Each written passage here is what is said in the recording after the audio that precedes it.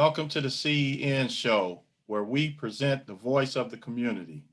The CommunityEducationNetwork.com is a platform to aid the effort of self and collective improvement. We encourage all people to participate with the forum on the website. Let's dialogue to exchange ideas to improve the human condition. I am your host, Rasaki Maskani. Tonight's topic is 10 rules when being stopped by law enforcement. The brutal past, tragic present, and hopeful future of policing in America. Tonight's guest is Brother Thomas, and this is his third presentation. Brother Thomas is a brilliant teacher and a great source of pertinent information. Check out his previous presentations, a two-part series titled Black Insanity, doing the same thing, expecting different results. You can see it on YouTube and hear it at the website communityeducationnetwork.com. Good evening, Brother Thomas. Tell us something about yourself and please begin your presentation. Good evening, Brother Rasaki and family. Name is Brother Thomas. I am an educator for Compton Unified School District.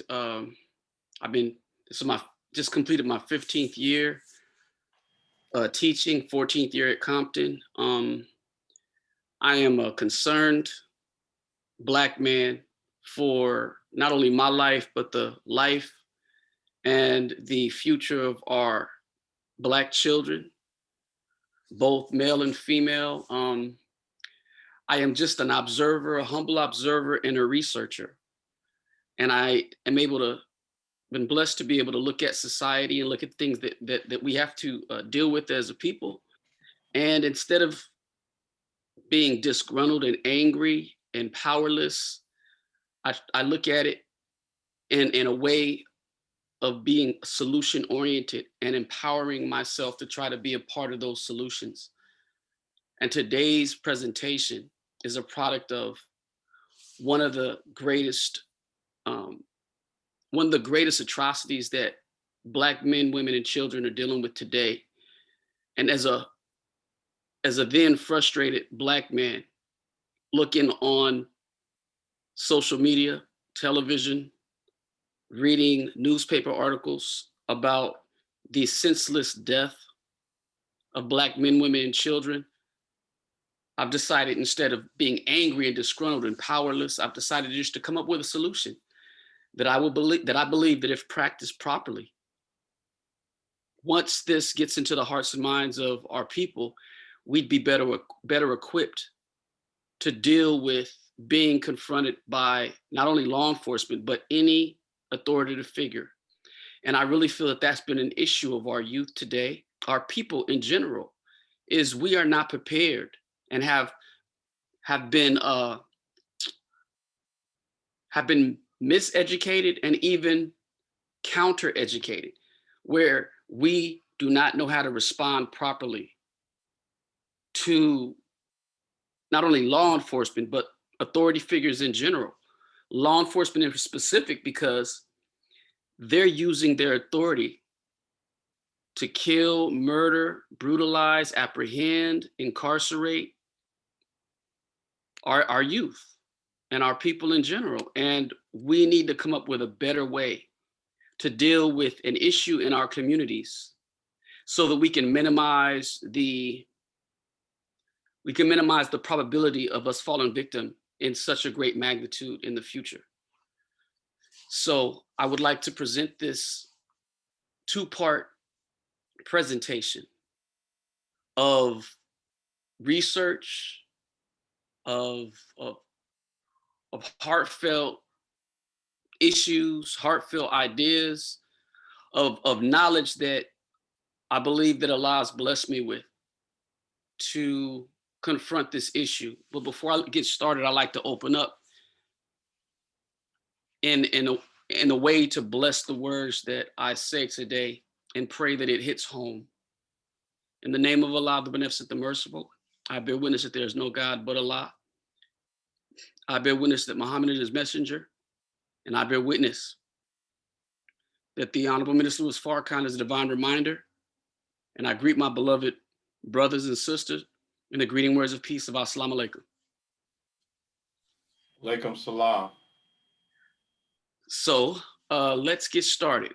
And I pray this is not going to be a presentation where I do all the talking without expecting feedback. This is a prototype presentation where I anticipate any questions at any time, any comments at any time, any constructive criticism at any time. And there will be questions and answers throughout the presentation where we will have discussions over the material. But I'm really looking for your feedback so that I can tweak this presentation in hopes that I can take it further and volunteer my time to go to different organizations, churches, youth mentoring groups, and display the presentation in hopes to change the mindset of our people to constructively carry ourselves when approached, confronted, or addressed by a man or woman that clearly has little to no value of our well-being. Here we go. The table of contents, I always like to start off my presentations with kind of letting the audience know what we're going to be covering so that you'll be able to look forward to the information and so that you'll have a good idea of what's going to be taking place. We'll have part one is going to be, we're going to cover objectives of this presentation, and then we're going to open up with American law enforcement. As much information that I felt was necessary for me to be able to inform our people about who this law enforcement officer is, what makes up this law enforcement officer.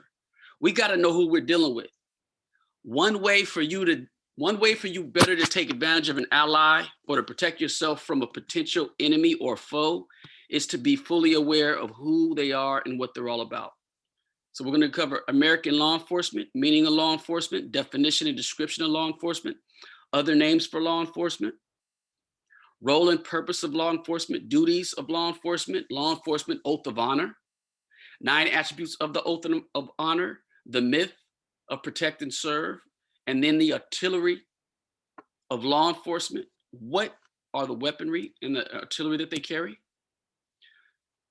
Also, in part one, we're going to talk about the past, the origin of law enforcement, its slavery roots, chattel slavery versus modern day policing. And then in part two, which will, inshallah, we'll probably cover at another time, we're gonna cover the present condition of law enforcement, the origin of the title police officer, laws protecting police lawlessness, why police brutality, Police Chief Norm Stamper. He reveals a hidden secret in law enforcement that I believe we all should know about. Race soldier versus law enforcement officer, unacceptable non-constructive behavior, acceptable constructive behavior, and then the future of law enforcement. Most constructive behavior and 10 rules when stopped by law enforcement. Those are the things that we'll be covering today, covering over the next 2 sessions.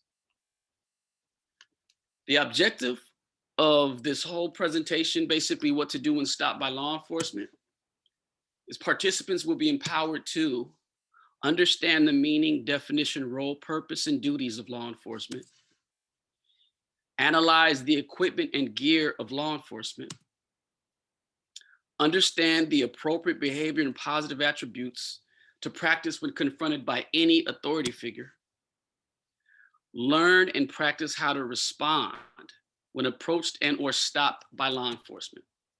And lastly, we'll complete short answer responses and conduct class discussions or discussions in general as it relates to the topic.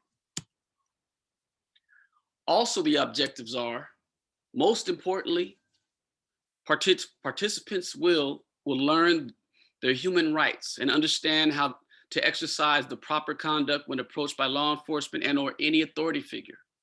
You also develop life-saving conflict resolution, and anger management skills when it counts and when placed in challenging situations.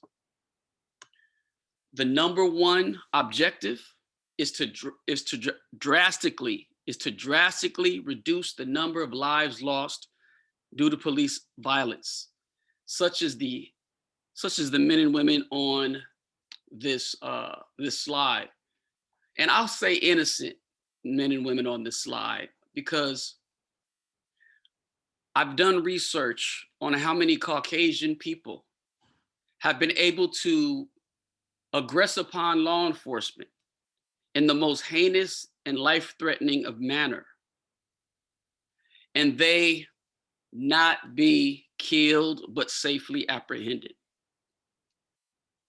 I even remember a healthcare professional attempting to protect his Caucasian or Mexican patient who was autistic. It was a public display. The healthcare professional laid horizontally on his back with his hands up while yelling to the police that he and his patient is unarmed. And he was shot by a police officer with his hands up, explaining to the police officers his job and that him and his patient were unarmed. And he was shot. By the blessings of Allah, he was not killed, but the real violation of that act was the police officer got off. Slap on the wrist. He got off, shooting a man lying horizontally on his back, hands up, in a healthcare provider uniform. That is an act that really prompted me to really develop this presentation. The powerlessness that I felt watching this brother helping another person, getting shot by a cop 50 feet away without any harm to the police officer being aggressed or being, inflicted, chose to shoot him. Shoot him to kill, not to wound. It just happened not to kill him. So look at all these lives. Look at all these lives of these young women killed. The objective is to reduce the number of lives lost due to police violence. These lives, to drastically reduce the number of lives lost due to police violence. And a lot of our men are young. A lot of them are barely in their early 20s, late teens, some of them mid, not even reaching their teens. A lot of them, and these are our women of all ages. We have a very, very young girl here, from the youngest of the young to the most seasoned and everything in between. We're being killed wholesale. And it looks like the fear of the black alpha male and the black alpha female is really evidenced by who they target, who's being targeted. These is what we have to deal with on a regular basis. Our brothers being reduced to the state of a child begging for their life, asking what did they do? Not realizing that when you ask questions to an aggressive, one-minded, afraid law enforcement or racist soldier infiltrating law enforcement, asking questions is the last thing you want to do. We want to avoid incidents like this. Kevin Garner being approached with his hands clearly visible, no weapon in his hand. Some being choked from behind, hands clearly visible, still up. There's a hand still up, not trying to hold his neck, but actually his hands are up. Then he gets forced to the ground by several race soldiers. And then now he's incapacitated. He's incapacitated and dead. We have another brother who ran from law enforcement. No threat whatsoever, but ran. And he was shot in the back. And if you watch the video later on with this race soldier masquerading as a police officer or law enforcement dropped a gun near the body after he shot him. So he could justify the death by a weapon that didn't exist. This brother, Sterling, I forgot his first name, Sterling, last name Sterling. He was selling CDs outside of a store that he regularly frequented that I think Robert Sterling, that the owner knew. He was approached by law enforcement, unarmed, in custody, now handcuffed, and he finds himself on the ground and he gets shot in the chest point blank, hands bound behind his back. This brother, his car was stalled on the road, on the highway. This man was executed by a fearful female race soldier. Her husband was in the helicopter who shot down on this traffic stop or so-called traffic assistance stop. Before she shoots him, her husband says, "Oh, look at him. He looks dangerous." Just because he's a black man, his hands clearly up in this picture, back to the officer. Next thing you know, she shoots him. She gets off. We know what happened to Michael Brown.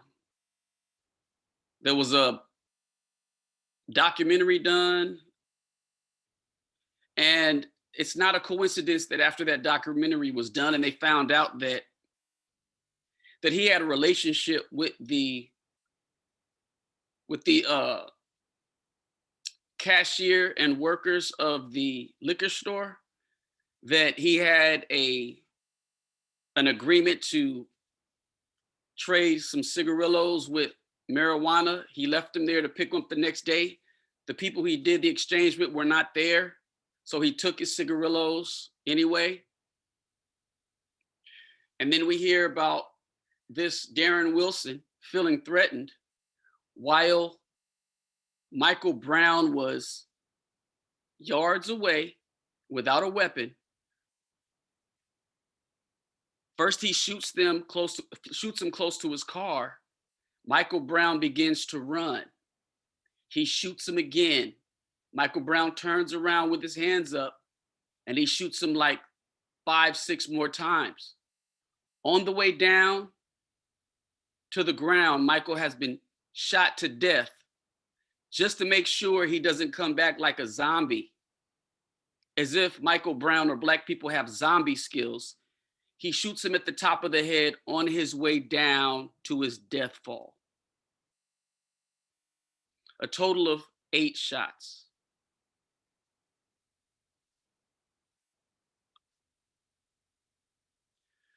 Sandra Bland was taken into custody. She was profiled and she was aggressively addressing the injustice of her police stop. He was asking her to do things that she felt he did not have the right to do based upon the caliber of the police stop. It was just a police stop for a minor traffic infraction. She denied or resisted getting out the car. He forced her out of the car. She gets out of the car, walks to the side, and he begins to give her some other orders that she feels are inappropriate. He forces her to the ground, handcuffs her, brutalizes her, takes her into custody. She is, stating her, belligerently stating her opposition, using language that is not as fair seeming for a sister, but appropriate for the situation. Later, she's taken into custody. Videos show her being taken into custody. Next thing you know, she's being rolled out of the police station on a gurney, dying, or even already dead.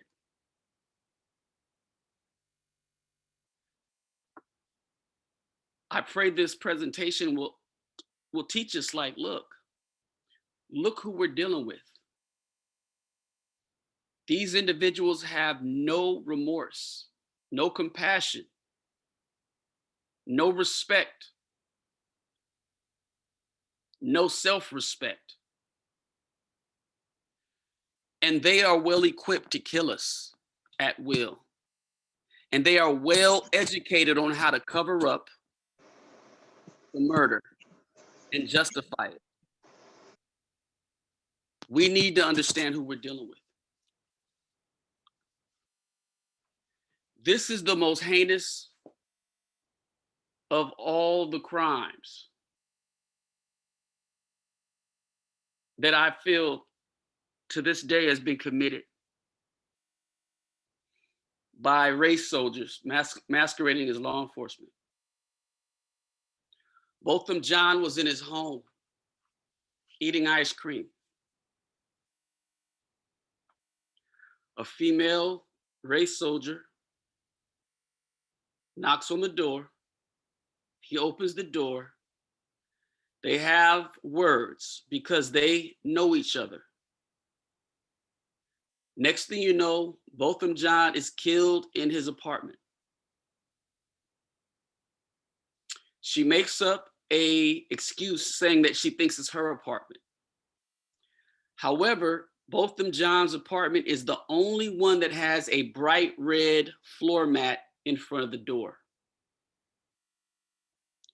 She claims the door was open when she entered her apartment.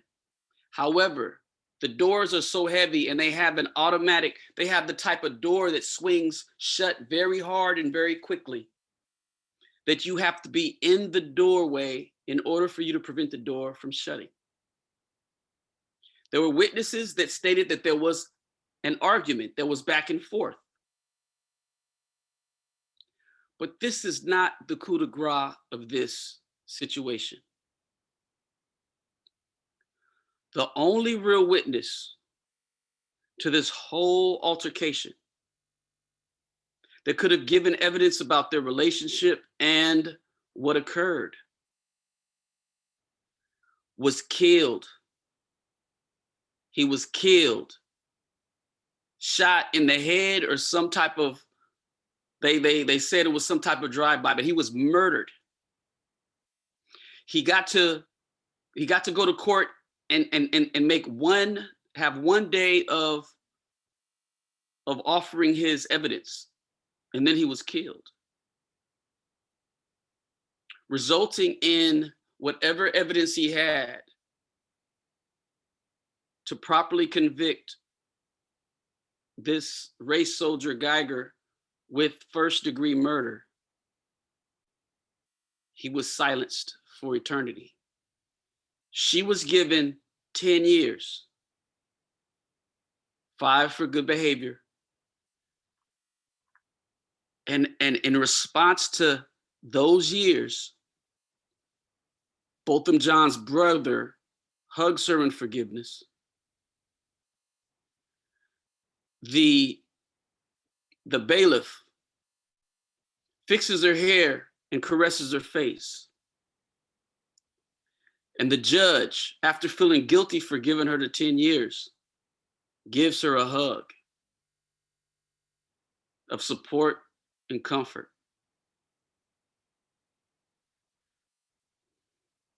We are an exceptional people.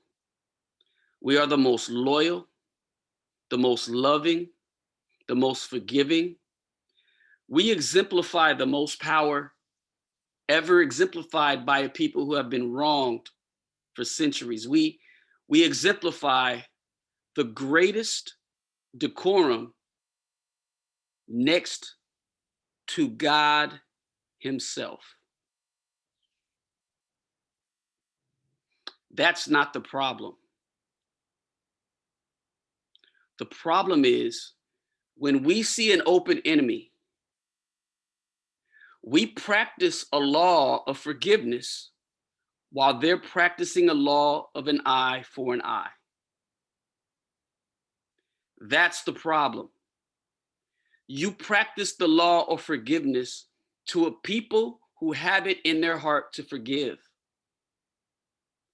But if they show you that their sole purpose is to kill you, they don't need a valid reason, but they just feel threatened by you. There's an innate fear that they have inside of you, that every Black man and woman is somehow an innate fear to their very existence. And they will kill you without a thought.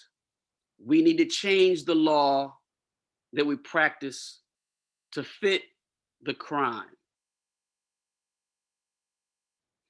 I can forgive somebody that I had to kill to protect my loved ones. I can forgive them.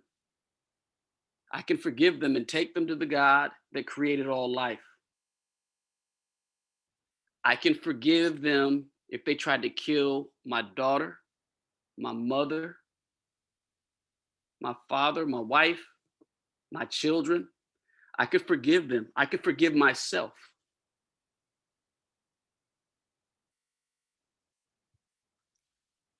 This is the greatest atrocity committed by law enforcement, not in America. The latest one, we saw a man enter a store, be accused of a counterfeit bill, which many of people get taken into custody for, be brutally mishandled by three race soldiers masquerading as law enforcement officers, subdued. And this man weighs a good 200 pounds. 200 pounds is on the neck of a man. Doesn't matter if the man is 200 pounds, 300 pounds. The neck can only hold up 7 pounds on an average. The neck can only hold up 7 pounds on average. That's why the head weighs on average 7 pounds. His knee in his 200-pound body is on one of the most weakest bone structures in the human body. That is compiled of different bones to make up the spine. And he's killed, calling out for his dead mother. This is why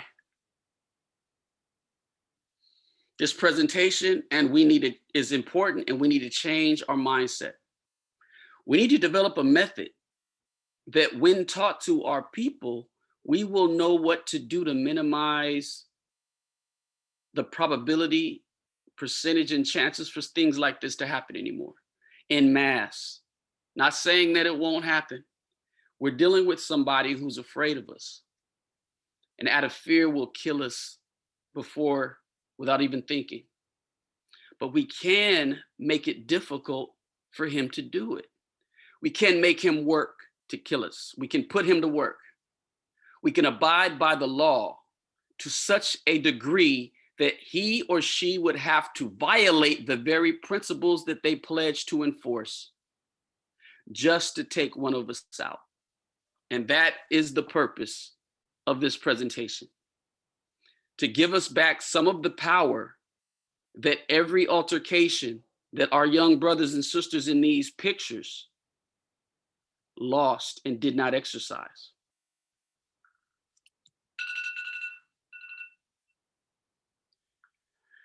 So, American law enforcement, This picture looks very, military. And would you call it diverse if you just have a few specks of color? That does not make it diverse. What it makes it is overwhelmingly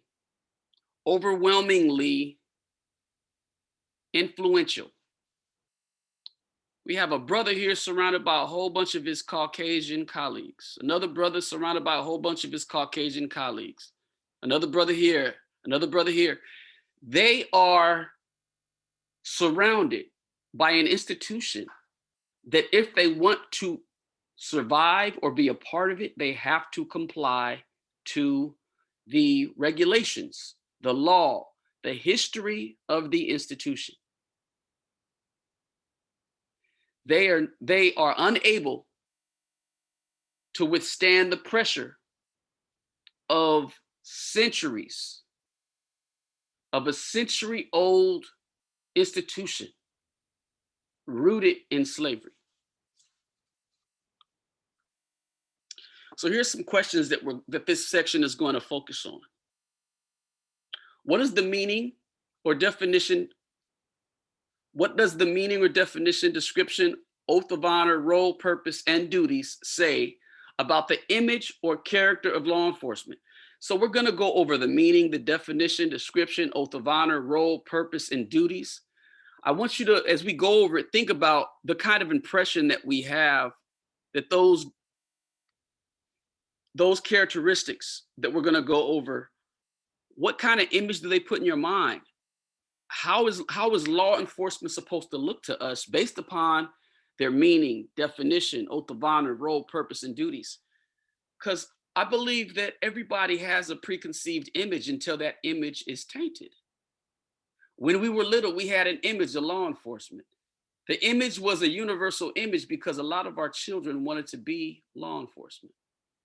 But something happened. So let's go back, and I'm going to go over what we were taught. Question number 2, what is the myth concerning protect and serve? Why do you think that law enforcement spread the protect and serve myth to the masses of people? 3, what does law enforcement really mean by protect and serve? I have 2 questions because that's really, really important. Meaning of law enforcement. The generic name for the activities of the paramilitary agency, paramilitary. What's paramilitary? It's like military. It's like saying military-ish. That's what it is. It's like military.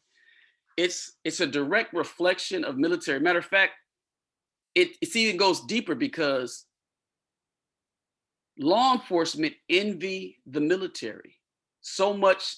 Now they're doing everything to replicate the structure, not only the structure, but the weaponry of the military. So it's a paramilitary agency responsible for maintaining public order and enforcing the law, particularly the activities of prevention, detection, and investigation of crime and the apprehension of criminals. It seems real cool. It seems like, hey, you know what, everybody, we need this. This is what our community needs. And we need, it needs to be paramilitary because you want it to have structure. You want to have discipline. We expect it. The average child would rather have parents that were disciplinarian than parents that didn't give a dang about the children, didn't show the child any attention. Our nature is to appreciate and respect discipline. And that's what a paramilitary agency is. That's what law enforcement is. Definition of local law enforcement officer. A law enforcement officer is an employee of a local law enforcement agency who is an officer sworn to carry out law enforcement duties. Examples of this class are sheriffs, deputy sheriffs, chiefs of police, city police officers, and sworn personnel of law enforcement subunits of port and transit authorities. For national level general data, the class includes campus police officers employed of local city and community college districts. Private campus police are excluded. So I just wanted to get you a clear understanding that it's a wider range of different types of law enforcement, wide array.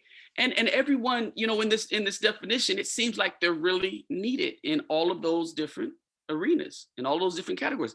I don't have any problem with a law enforcement officer correctly submitting to his honor and his oath of honor and duty, and then carrying out the necessary his necessary role in a positive, just, and equitable manner. Like I said, look at the military stance. It's just, reflection of the military.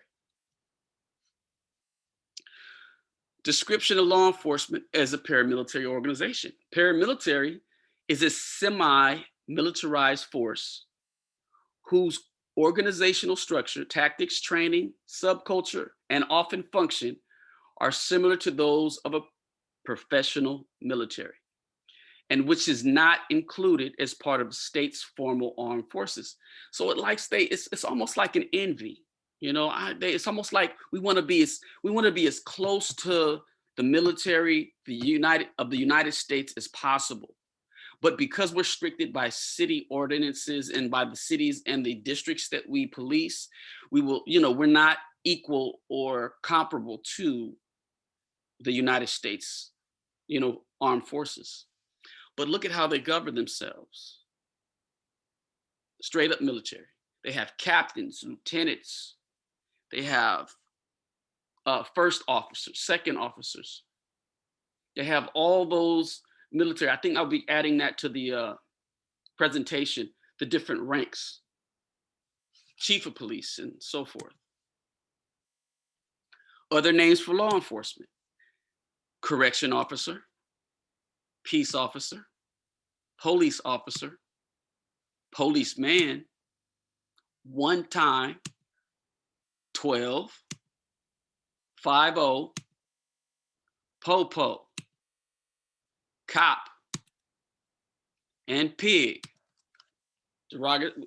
Pig is the derogatory term created and used by the Black Panther Party for self-defense in the 70s. How many of you guys recognize some of these names, other names of law enforcement?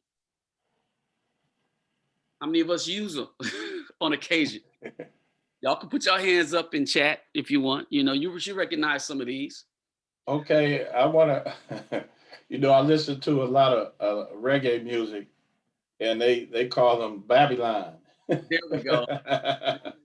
The term called Babylon to describe them. Okay. Yeah, I would use that, but it's giving them too much credit, because Babylon sound too much like baby lion, which is a positive term for that the reggae brothers use to, what I'm saying? Because we like baby lions, evolving into lions, evolving into it's like the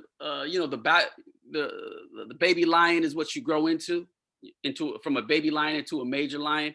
But I heard the Babylons too, and it could also mean Babylon, like Babylon has fallen. You know what I'm saying, in scripture.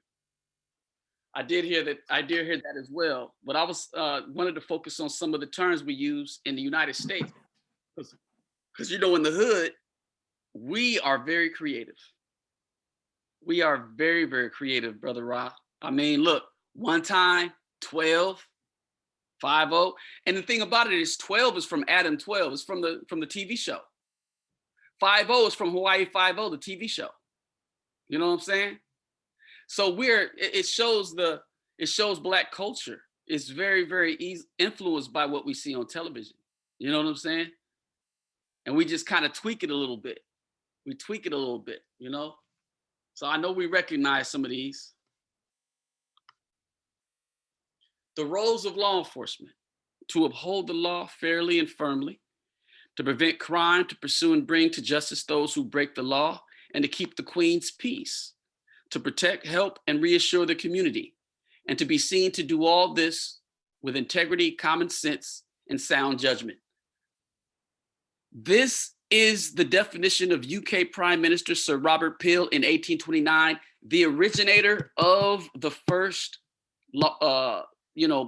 publicly or statewide or, countrywide supported policing agency. That's why it has the Queen's peace, because it began in England and the UK, United Kingdom. It's in 1829. And mind you, this is at the height of slavery. Slavery had not been abolished yet in Europe, in England. So 1829, it's getting close, but it's at the height. We've been enslaved since 1555 when the whole trade started with just a few and evolved into the transatlantic slave trade in the 1600s. So this is comfortably into slavery, 1829. So we know that there's a relationship even back then with keeping African people in bondage, keeping them in order, and the creation of law enforcement. Also, England is the first place where European peasant slaves were mass were kidnapped in mass and forced to come to the North America. So this law had to do with the kidnapping and the enslavement of peasant Europeans of Europe, of England. It also, policed the streets because they're the first place that had mass incarceration institutions. And those institutions had gotten so full that they had to empty them in North America. And when they emptied them in North America, they made the criminals slaves. They made them slaves until they worked them to death and needed another labor force strong enough to deal with the transition, the transportation, and the degree of labor, which is African people. Does anybody have any questions as of yet at all before I move on? Or is just, we're getting into it. Just want to drop some little, introduce everybody into one of the most important parts is who these law enforcement are. Purpose of law enforcement: to ensure preservation of peace and public safety through the enforcement of local, state, and federal laws, and by providing support and assistance during emergency or crisis situations. I don't see anything in there where it says protect and serve for some reason. I don't see it.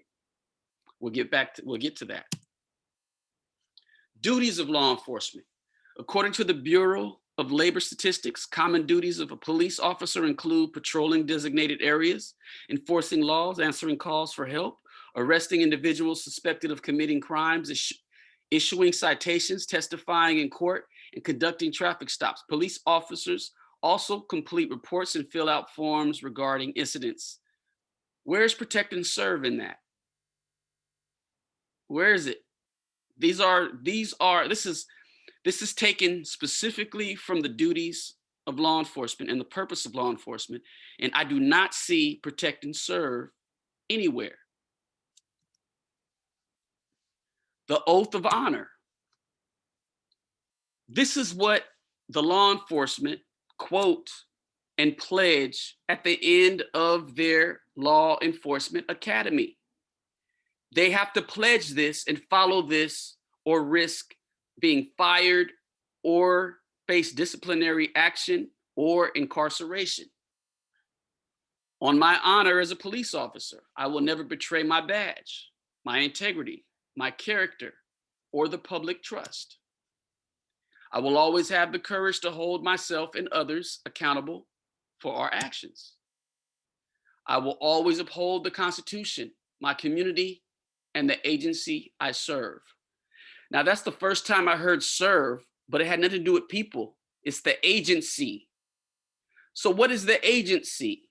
It's the state and federal laws. The agency, state and federal property. Doesn't say anything about people. This is very honorable. But just by me reading that, I know some things were going through your head like, wow, pretty much all the police officers that you heard about that took the life of an innocent Black man, woman, or child, they violated the first stanza. Then you go into the second one, accountable. They violated that. The third one, uphold Constitution, community, violations, violations after violations. 9 of the law enforcement oath of honor. I wanted to focus on the vocabulary because I wanted us to really understand that this is what they pledge to enforce, and they understand the very vocabulary of each of every term in the oath of honor. They understand that honor means that one's word is given as a guarantee. Betray is defined as breaking faith with the public trust. Badge is the symbol of your office. The first two, we could all bear witness, like, wow, these have been violated repeatedly, and law enforcement officers are still working. Integrity is being the same person in both private and public life. That is a violation. You could love your family, your children, your wife, your mother, your father, your uncle, your auntie, but then take the life of mothers, fathers, aunts, uncles, children, girls, boys. That means your private and public life are separate. Character means the qualities that distinguish an individual. Public trust is a charge of duty imposed in faith towards those you serve. Public trust violated.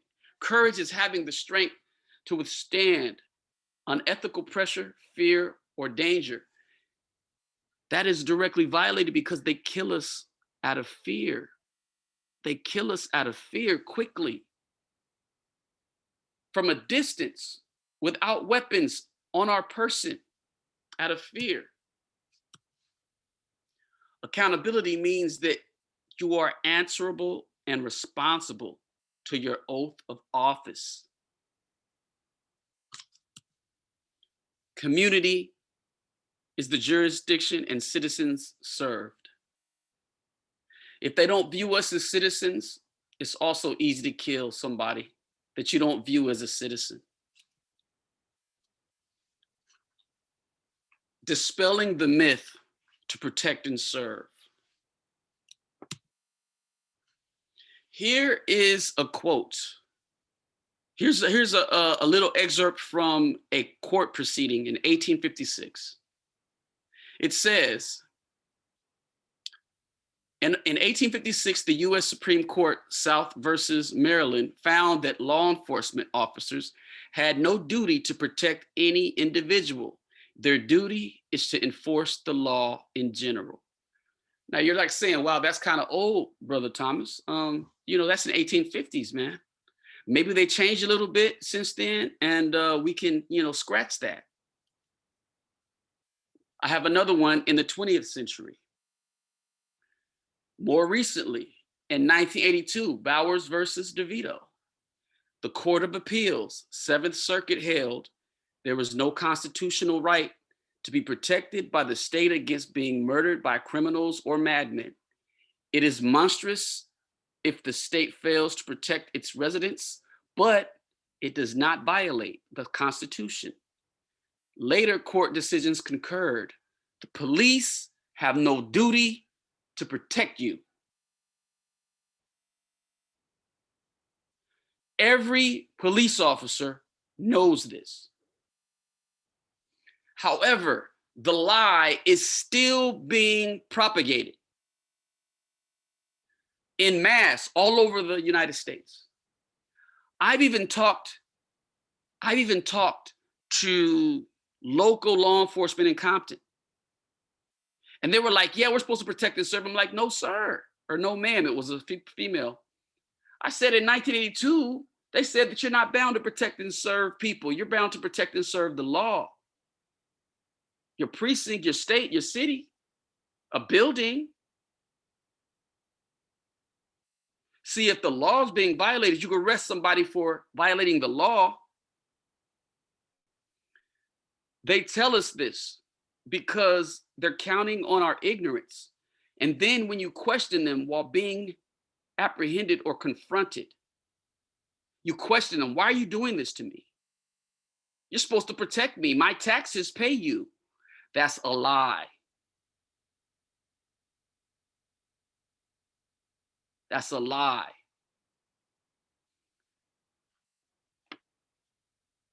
They are not bound to protect us. They're bound to find out who broke the law by any means necessary, by whatever treacherous method that can be used to find out who and what happened. We do not pay their taxes. Our taxes do not pay them. That money is no different than the money being used for the military. We have no say so. The government takes money out of our check and does with it what they will. It's their money. It's called tax because it's not our money. If we constantly use this language against the person who's not bound to respect it, we'll initiate a confrontation that will go from a level 1 to just conversation to a level 10, arrest, detainment, or murder. Does anybody have any questions? Anybody have any questions about this? Anybody know about this at all? Or what do you guys got to say about protect and serve? Do you still think, does anybody still think that they're supposed to protect and serve us? Was this not proof enough? Well, Hey, Brother Thomas. Yeah, hey, this is Dr. Ross here. Yes, sir. Dr. Brother. Hey, I got 29, almost 30 years of law enforcement. So if, yeah, man, you got any questions, you can always ask me. And you're correct, man. Out there on the streets, man, you know, people come say, hey, you know, someone would tell me something and, hey, you can protect me. I can't protect you. You know, that's not basically my job is to protect you.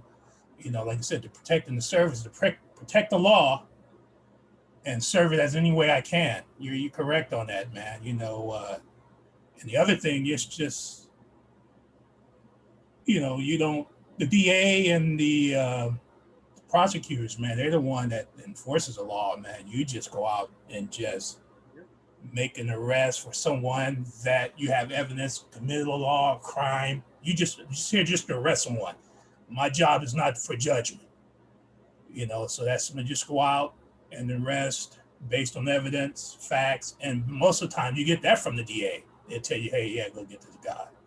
So yeah, if anybody there have any questions about law enforcement or anything, you know, they want to say, you know, I'm here, man, to answer any other questions from the law enforcement side. Was there anything that I said thus far that was out of place, inappropriate to the, you know, as it pertains to what law enforcement is, what their role, duty, purpose, and are? Is there anything that you feel that maybe, you know, wasn't adequate, wasn't proper, wasn't you know, correct thus far? No, everything's a couple of facts, which is minimal on when you're describing some of the cases. Some of the facts are kind of off, but it was nothing that would change the whole narrative of the story. It's no big deal. Oh,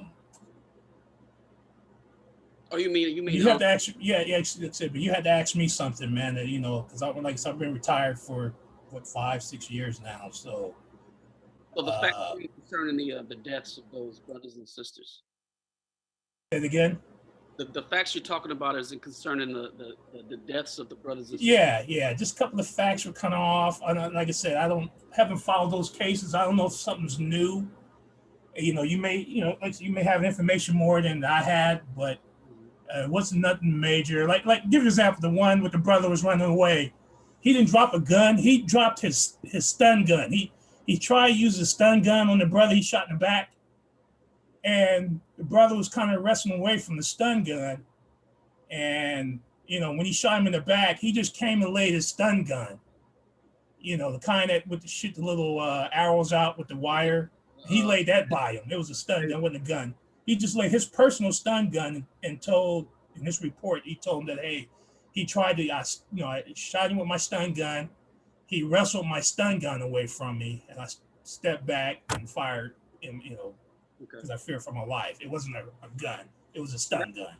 That was, like I said, that was minimum my area, but yeah, that was the facts on that one. That's when Michael Brown got shot in the hand, and then when he got shot in the hand, he ran. No, the brother that was in the car. You showed him. He was in the park. He had the purple shirt on. The first one you Got showed, he was running, I got you. Yeah, that and you one. said the officer laid the gun by him. It was a stun gun that he claimed that the brother tried taking from him. So it wasn't a regular gun. Yeah, I didn't know Gun. anything about the stun gun. I was talking about there's a video of him dropping the gun after the shooting. Right, it was a stun gun. Stun gun.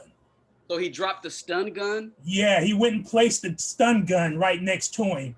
And when the brother rolled up, he told the brother, "Hey, yeah, he tried to take my stun gun from me."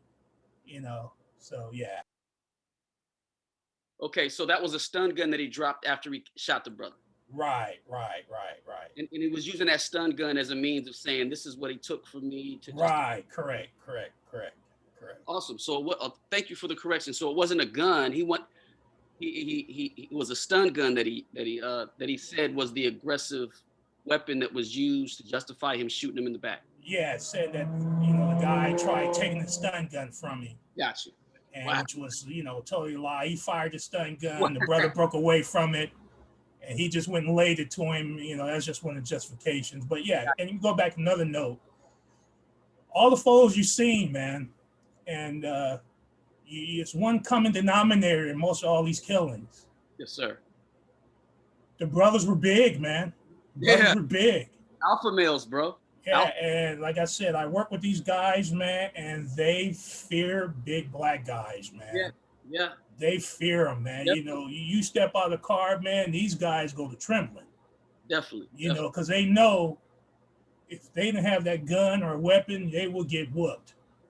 I'm law enforcement, man. I always say, hey, we need to be like England. Let's do it without the guns. Yeah. I'd be the first one to volunteer to be a police officer again without a gun. Definitely. Because you're not gonna get hurt, man. You're not messing with nobody, really, man. But yeah, most of the common denominator, man. Everybody was big, and like I said, you're right on that, man. It's fear, man. I work with some of these guys, man. They are scary, man. Definitely. I mean, when I'm in, we got to call like defensive tactics training, and I'm the big dude in there, man. And man, none of these dudes, even the defensive tactics they teach, they cannot take me down, man. Mm-hmm. I don't care what kind of martial arts, you're not going to be able to take me down. And they knew that, so you go through the motions and class and the defensive tactics, and they know that, man. Mm-hmm. All the stuff they teach is not going to work against someone big and stronger than you, man. So that's why they created a law where, hey, if you fear for your safety or fear for your safety of others, you can use deadly force, man, or the force needed to stop the perpetrator, man. Absolutely. Yeah. Yes, sir. Yes, sir. And a lot of my presentation kind of addresses that later on as it pertains to the root of that fear, because I've seen interactions where police officers are so aggressively, like yelling and using the type of emotional language and fiery, passion to it disorients the perpetrator or whoever they're talking to. It's like a parent. You ever been yelled at, like out, in your parents yelling at you in your face, and their voice is so loud it drowns you out and it disorients you. You don't know what to do, what to say. I imagine myself in that situation of like, put it down, whatever they're saying, whatever orders are being barked at, and it's not, and it's initial. It's not like, it could be, I've seen situations where it's initial. It's not like, sir, we need to ask you a question for a second. Or it's not like calmly done initially and then progressive over time as based upon the lack of adherence to the questions or instructions. It's initial. So I look at our people and be like, wow, a lot of us are disoriented. A lot of us don't know, like, oh my God, I have all these cops around me, or maybe I have this person yelling in my face. I'm disoriented. A lot of us don't know how to handle that kind of confrontation. So I've hopefully when you look at the presentation, trying to even be able to diffuse that kind of a situation and respond in a way where the police officer feels less threatened, where they can calm down, even though they may have confronted a 10 when, and we could reduce it to a level 1. Beside, or, you know, or if they've confronted us with a level 1, we can keep it at that level 1. You know what I'm saying? Because I've No, seen, it's not gonna happen, man. Cause see, that's the way. And I'm gonna use we. That's the way we're trained, man. You're trained to, because I had to use it one time, man. uh-huh, You're trained to yell because you want, when they come around, ask for witnesses. You want them witnesses to say, yeah, the officer was telling them to do this, telling them to do that. And actually, it saved me one night. It was a racial incident. I was in a white neighborhood doing my job, and the white guy came out with his dog, tried to stick his dog on me. I pulled my gun. I told him he didn't get his dog back. I was going to shoot his dog. He went off. So I had to start yelling, waking up the whole neighborhood, telling him to get back, get your dog, peace officer, blah, blah, blah, bing, bing, bing. And, when the cops came, I was a parole officer. I was out in the white neighborhood, Irvine. I'm telling you, I was at Irvine. Guy told me, he didn't know who I was. He just told me I didn't belong in his neighborhood. I was out seeing one of my parolees, and it was that night, middle of the night, around 8, 9 o'clock at night. I was seeing my parolee and leaving, and his neighbor said something kind of sly, and I just kept walking. Next thing I know, he let his dog go. His dog came at me. So, he didn't know who I was, so I pulled his gun out so fast and told me to get his gun, his dog. I was going to shoot his dog. You can get your dog, man. I'm going to shoot your dog, man. Grab your dog. He started going off. So I had to elevate it and, start barking my orders so the whole neighborhood could hear. definitely. I mean, it seemed like When the cops came out, they threw me up against the car and went over to the white dude because the white dude worked for the city. Exactly. And they questioned me like, I'm a criminal. I said, wait, man. No, you guys are tripping. So I got my boss on the phone, put him on speaker. And like I said, when they did the investigation, interviewed the neighbors, they heard me yelling, screaming, orders. And that saved me, man, from being in a white neighborhood, man. But they're trained to, yell. So it'd be on tape, video. And if they come and interview after the incident, they'll just get somebody to say, yeah, they heard, giving orders. That's the only reason they usually yell. And other fear. But they tell me yell real loud. So if something goes sideways, at least they have someone that say, I've heard the officer doing this. That's the reason why they always yell, man. Yeah, and I understand that, Big Brother Doc. I do, because it seemed like at first it was a level 1. You were like, yo, get your dog. Dude, get your dog. And that was like maybe a level 2. Yep. But he didn't comply, so you had to go to level 10 to save the dog and save his life. But what I really, this purpose of presentation is the science of keeping it at a level 1 or reducing it to a level 1 by being calm, by being respectful. You know what I'm saying? Yeah. By getting into a position that law enforcement officers recognize as a peaceful, respectful, obedient position. Because it's a paramilitary. Right. So if you can use a paramilitary stance that this law enforcement officer recognizes, they can immediately say, oh my God, I recognize the stance. It's nonviolent, it's obedient. I do it regularly when I see my superior officer. So there is a difficult chance for me to take this stance as an aggressive stance. And that's what I will be teaching later on in the presentation, is get into a paramilitary, peaceful, harmless stance that's easily recognizable by law enforcement so that they can be like, okay, this is a different person. Now, there's no stance you can come up with when you're black, man. There is no stance you can come up when you got a white guy or, like you say, white supremacist, a white soldier, race soldier coming at you, man. There is no stance you can do. I feel you. I mean, man, you can lay on the ground. My best, you can lay on the ground. Yes, sir. But you standing up, man, they're gonna, in my opinion, there's no stance you can do. It depends on who that officer is, man. There's only one stance that I know that every officer recognizes, And a lot of the law enforcement right now are coming straight out of the military. The police force is becoming militarized, and there's a stance that they recognize that says, in this stance, I am at your attention. You have my attention, I have your attention. And it is the military stance of attention. That's the stance. Everybody recognizes the military stance of attention. It means, yes, sir, you have my attention. Yes, sir, I will comply to your instruction. Yes, sir. That's what that says without you even to say yes, sir.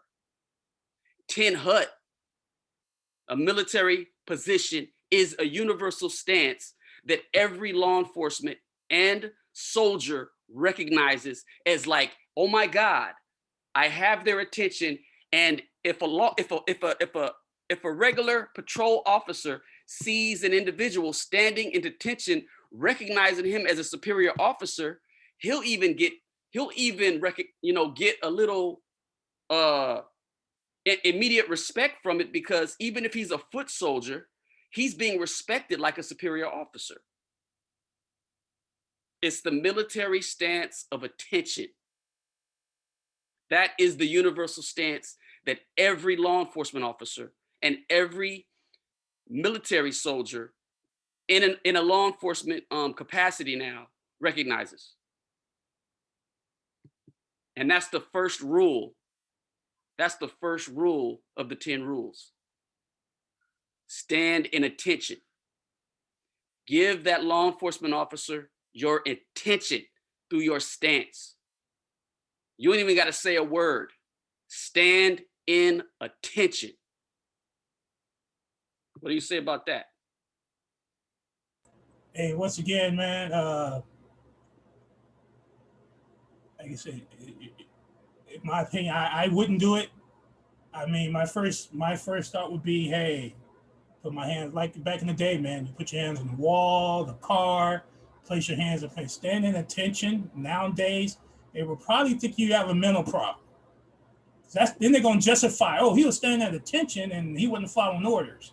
So that's all it's about. So my advice would be, hey, like you said, if they're rolling up on you, man, if there's a wall or something you can put your hands up against, spread out, something showing you in compliance, because you know what's going to happen. They're going to say, the first thing they're going to do is, let me see your hands.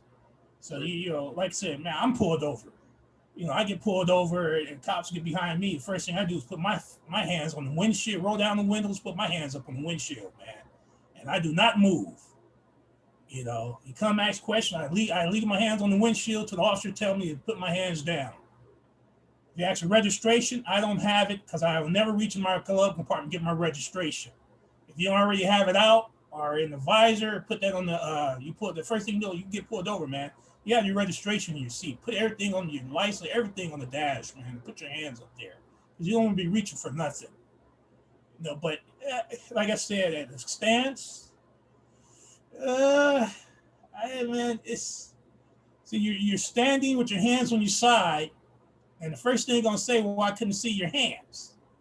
Yeah, that's like then they can use the nomenclature. Hey, he's standing at attention. We never saw anyone doing that, so we think he has a mental problem. He has some issue. Like I said, you put your hands up, put them on the wall, put them in the car, or wherever you at, put them somewhere. If you don't know wall, man, you lay down, prone out. Because everything's on camera. If you lay down, prone out, and they do something, man. But stand at attention. I get what you're saying, but nah, man, not with these guys. Check it out. Our people are humiliated. Our people do not, they're scared, they're in shock, they're embarrassed. And one thing about law enforcement is what I've looked at and talking to my students and talking to people who have been stopped. The purpose is if the law enforcement officer, if you get into a position where the law enforcement officer can give you instructions and you can comply, you're in attention. He tells you to turn around. You turn around, put your hands up, you put them up. You donate your name. You do these things so the officer could understand that you were in total compliance, You're in attention. Attention is, the root of attention is to attend. Attention is, you have my attention, you have my attendance, you have my, you have my ear. You know what I'm saying? I am in a position to give you all of my participation, all of my compliance that you need to fulfill your job. At the same time, we are not in humiliation. I am not humiliating your position. I'm not compromising your authority. You're not embarrassing or humiliating me as a citizen who has a right to live, to travel comfortably throughout the parameter of the United States. We are showing mutual respect. And the goal is to also inform law enforcement of this process that they should expect from their citizens in the future. If we can inform the law enforcement officers, when you see a young man or woman get into attention, this is what they're showing you, because they've been trained to do so out of respect for your authority. It's not just me teaching you this without the police officers cooperating and knowing what this is. There has to be a mutual relationship where police officers are like, okay, they're in attention because they've been trained with the 10 rules to show me the utmost respect so that I can fulfill my duties as a law enforcement officer. And there's a mutual understanding and exchange. It's not a surprise, Doc. My goal is to interact with law enforcement officers, to have the youth or anybody that participates in this workshop have either a yellow badge or some type of visible cloth to show that they're certified and trained to be obedient, compliant, respectful, and submissive to those in authority to protect and serve the law. It's not one-sided in order for this to work. It has to be two-sided. We have to minimize the fear of the law enforcement officer, and the law enforcement officer has to exercise the respect that they're supposed to have for the citizens within the district, state, or city that they have pledged to serve. It is a two-way street, brother. So that's the goal. And attention will be a sign that says, oh, this person has been trained, and this interaction is going to be a level 1. They've been trained to keep it respectful, nonviolent, compliant, obedient, submissive, and courteous. And whatever instruction the law enforcement officer gives them, because they have total knowledge of who they're dealing with and all the artillery and weaponry and all the training they have, that they don't have anything to challenge this law enforcement officer with other than respect, obedience, compliance, submission, then the altercation becomes mutually beneficial and mutually peaceful for both parties. That's why I chose the attention, because my goal is to inform law enforcement, train them to expect this from us when we interact with you, so that you can go home safely and we can go home safely. And if we committed a crime, we can be taken into custody safely. Anybody have any questions, concerns, comments before I continue? Yes.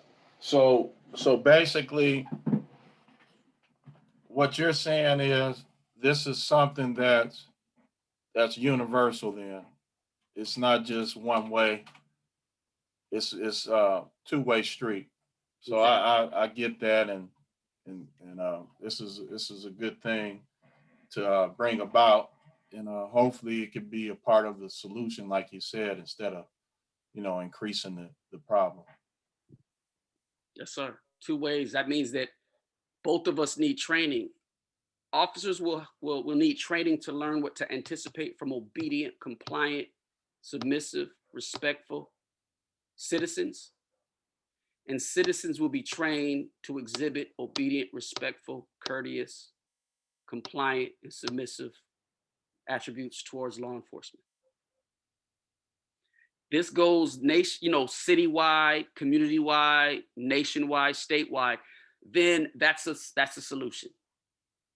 I could have a badge, a cloth put over, a band put over the arm of a youth, to where when they put their clothes on, all they got to do, like the athletes, is wear that band over their arm, so that when they're stopped, a law enforcement officer can see the band, and it'll have something like 10 rules of compliance boldly in black, but have a yellow band, and they could be like, oh, this person is trained.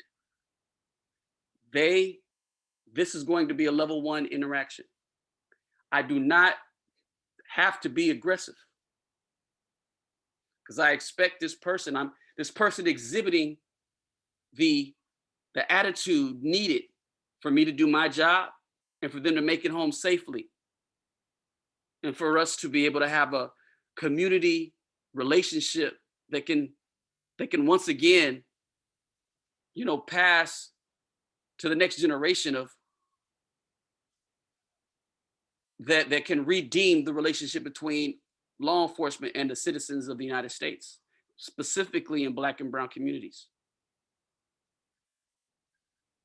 Anybody have any other comments, questions, concerns? All right. So we're at the end of the first, not the first part, but a little section, and I just want to ask these questions, see what you guys think about them. First question is, what does the meaning, definition, description, oath of honor, role, purpose, and duties say about the image or character of law enforcement? What do they say? What kind of, if somebody, based upon those descriptions, if somebody wanted to be in law enforcement, what kind of person would you say they wanted to be to the community, to the world? What kind of character would you say they have? Is it a positive character? Is it something that would, want to make a difference in the world? What, remember when we were younger and we said, what do you want to be? I want to be a fireman, a police officer. That child wanted to save lives. That child wanted to make a difference. And I know I'm kind of answering the question, but based upon those images, that's a superhero of the community, right? Based upon the meaning, definition, description, oath of honor, role, purpose, and duties, anybody that wanted to grow up being a police officer wanted to be a superhero of their community. Is that fair to say? Based upon the descriptions that I gave? Anybody? You don't have an opinion? Y'all like, nah, man. I would say. You know what, man? It's it's the individual, man. No, but the way, look. I were younger. I didn't. We remember. Law enforcement was my first choice. But when we were younger, and we used to play cops and robbers. When we were younger, and we used to play at recess. You know what I'm saying? When we were younger, and we were like, what superhero do you want to be like? Firemen and a police officer were the first ones, man, before we got into Spider-Man and Superman and making up superheroes. Everybody, I remember those days when police officers were the pride of the community. They were like teachers, man. They talked to people. They lived in the neighborhood, and they reprimanded the brother for doing wrong and walked him home and made sure his parents got in that behind too.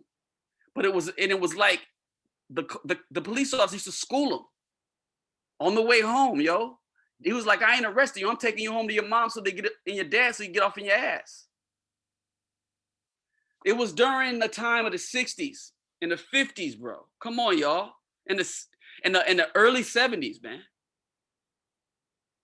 Let me just say this. I had 2 teammates from high school that became police officers in the city of Compton. And I know a few of the parents that knew them. They were all excited about them being police officers. And just sad to say, one of my teammates got killed, Kevin Burrell. And that was it was kind of good, I think, for people to see them as police officers because they was from the neighborhood and all of that. But it's I don't recall interacting with police as a child, so I wouldn't. I mean, maybe in some neighborhoods that probably occurred, but I just don't recall that. Yeah, I remember I remember in elementary school, the police officers came to school with a police car in uniform. And everybody's like, oh, the brothers like, oh, I mean, you know, the children are like, oh, that's kind of dope. You got to get in the car, listen to the siren, talk a little bit about what it took. I mean, and that kind of said, you know what? Oh, okay, I want to be that. You know, I want to help people. You know what I'm saying? I want to walk the way, whoop de whoop. But then we get older and we see this different version, you know. But based upon what I went over, the law enforcement officers are respectful, courteous. They're of integrity, courage. Brother Doc, you just said they scared of us, bro. That's not a police officer. That's a racist soldier masquerading as a police officer. That's a coward. You know what I'm saying? It's like you're supposed to view police officers like Superman. Superman ain't supposed to even be afraid of kryptonite. Even though he knows that his villain is wearing a kryptonite covered suit, he's still gonna try to find a way to whip his ass. That's courage, bro. Come on. You know what I'm saying? It's like, I mean, if you're not fit for the position, but that's the impression that we're given of. You know, and that's man. I can tell you, man, right now, I would say probably 75% of the officers out there shouldn't be out in the forest, man. Should not be out there. Usually, blacks who become law enforcement are usually ex-athletes, man. You know, just because you have to have some kind of athletic ability to get in. You know, usually whites who become law enforcement are the ones that were picked on and bullied, are white supremacists, man. You know, that's just facts, man. You know, no one hardly from the white community comes in and has a good heart and wants to do a good thing. I ran into one officer, man, who quit, white guy, came in, saw all the crazy stuff going on, and just said, hey, man, I'm not part of this racist stuff, man. I can't believe what they're doing. He quit. He wanted to do something good, but couldn't be a part of it, man. I saw one officer quit, man, just couldn't get part of it, you know. But, you know, it's that's what they recruit, man. You look who they recruit. You know, you look back to back in their 70s when they started recruiting, LAPD started recruiting from the South. They weren't recruiting no whites from California. They were recruiting all from the South, Alabama, Tennessee, you know, all them states. They wanted some racist white because they were going to be policing blacks, man. And it continues today. It's going to be hard to change, man. It's going to be hard to change. I feel you. And I agree. I applaud what you're doing. The concept is great. But hey, like you said, man, I've been there, been out there, man. Just off the top of my head, I worked with 8, 9 different agencies. I was a bunch of task force, tons of task force, tons of early morning raids. I've been on the news. A lot of things, man. I've seen a lot of bad things, man. And like I told Rasa Key before, man, all law enforcement aid officers worldwide are dirty. Every one of them. Every one of them, including me. All are dirty. And that goes to, if you know someone's doing something, you don't say something, like you said earlier, you're dirty. Yes. You know, because right now, man, there's some racist people in the Department of Corrections, man. Racist. Yeah. Guys right now, man, just racist. And they know about it. They don't do nothing, man. Their uncles are, you know, head, or they related to someone they're going to stay in. It's worldwide, man. It's worldwide. Everybody's officers are dirty because you can't be in that, you know, that police station like these guys here, man. You see an officer do something, don't say nothing, man. So that means you're dirty too. Exactly. So, but well, yeah, it's can I chime in on that? Yeah.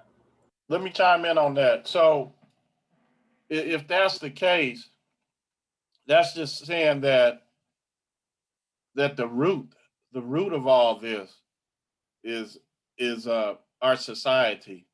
Yes, sir. And if you and then also the root is monetary, because if you say, well, if I say something, I'm going to lose my job.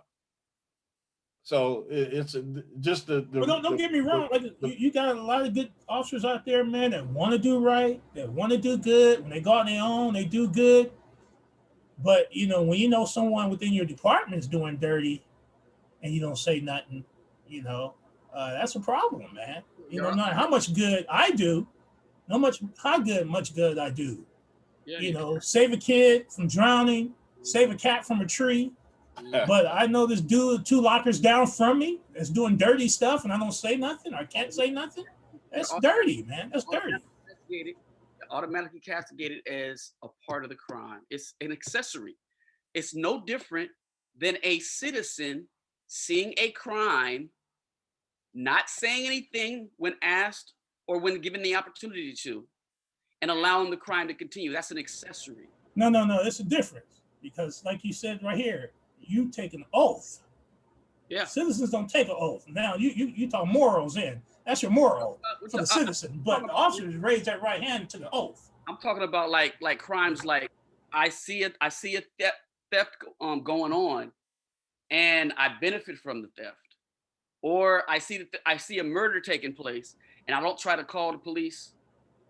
You know, that's it. You know, you allow the murder to take place. Well, like I said, that's called moral character. Do you have a moral obligation to say something, or do you have an oath to the constitutional law to say something? Did you raise your hand and say? Yeah, the oath is deep because it's law. You know, yeah. You're raising your hand up, putting your hand on the Bible at the police academy, and you're saying, "I swear." Right. Correct. And then your boy, who also took the oath, right, see him doing something, or you know he did it, and you saw it, and you just was a blind eye to it. Both of y'all in violation of that oath. Correct. Yeah, and you're liable for to be prosecuted. Correct. Yes, correct. But isn't it illegal if I see a murder and I don't report it? Well, if you don't report it, who know you saw it? Well, say I was seen on the crime. I was there on the scene. They have a picture of me on the scene, or they had, you know, it was obvious that I was there.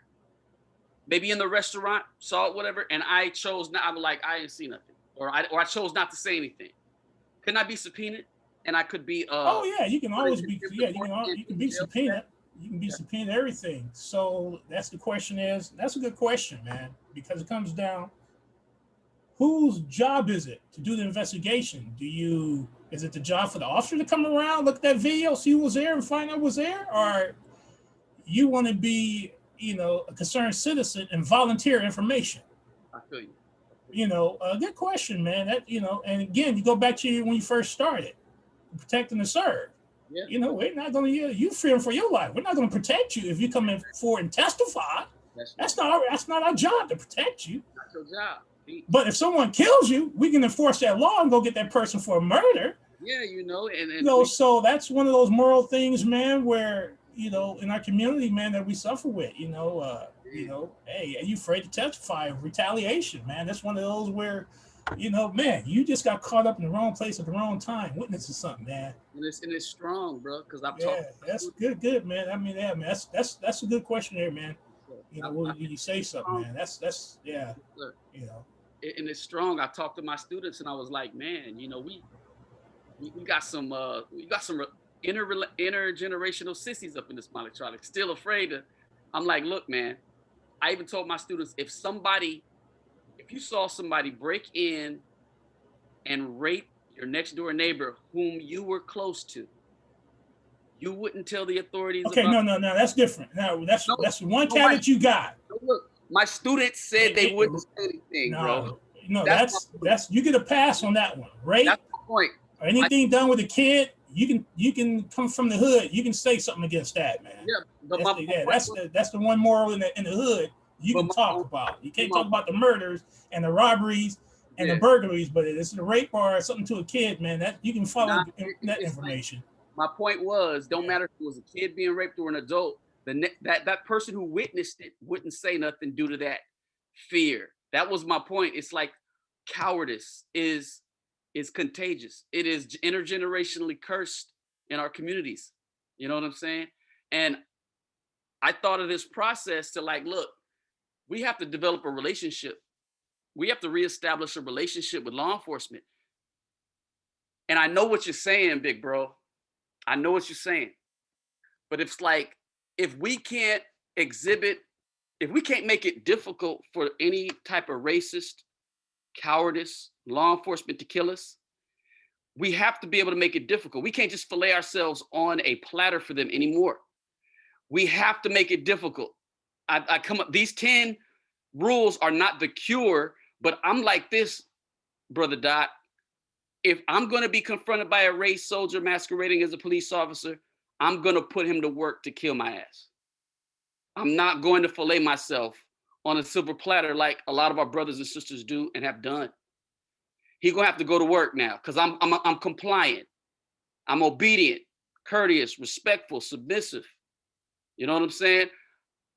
I have to put him to work because that's the problem with us is we're so easily put in a situation where we're being killed justifiably because we're not exercising any attributes that a law enforcement officer has to think, be like, wait a minute, it might be difficult for me to prove this one.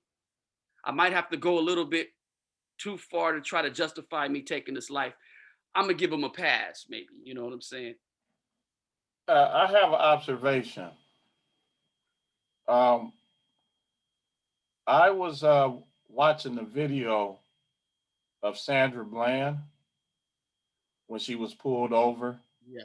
and what I saw was, and I'm not taking Yeah. the law enforcement side for anything, Yeah. but I'm an avid listener to Neely Fuller, Like and he said to use the 3 F's. It's a code. yeah. Don't fuss, don't fight, don't flee. He violated the first code. So now, when I was watching it, I saw the police officer approach her in a calm manner. Yeah, at a level 1. Yes, sir. And when she started putting up, changing her attitude, putting up resistance, telling the officer this and that, 4 to 5. I saw that police officer turn from a saint to a devil. Yeah, Saint. He went, That's and see, and a lot of people may not want to hear that no, she escalated the situation. And exactly. a lot of people will say, well, it still don't justify. You're right. It don't justify her being killed by them. But she didn't give herself a chance at all when she got belligerent with that police officer. Also, That's all I'm gonna say about it. But go ahead, continue, brother. also, Brother Ra, she did not take in consideration that law enforcement officer could have killed her in 2 seconds, had every arsenal at his disposal, well trained, able to use every bit of it, from the stun gun to the baton to the taser to the pepper spray to the Glock. Every weapon, bulletproof vest. He could have took a blow to the chest. She could have hit him. She could have hit him with her purse, with her shoe. And the protection he had could take bullets. He had everything at his disposal. We are ignorantly confronting law enforcement. We are fussing, we are fighting, we are fleeing, and we are not thinking. And Sandra Bland is one of the main reasons, one of the many that I used to create this presentation, one of the motivations. Because I saw what you saw. I saw her getting belligerent. I saw her cursing. I saw her using language that she wouldn't use in front of her grandmother. And when you're confronted by a race soldier, It's like being confronted by a Ku Klux Klan member, like a group of them, and all you have is the clothes on your back in defiance, yo. Because every weapon he has is just another Ku Klux Klan. The gun is a Klan member. The baton's a Klan member.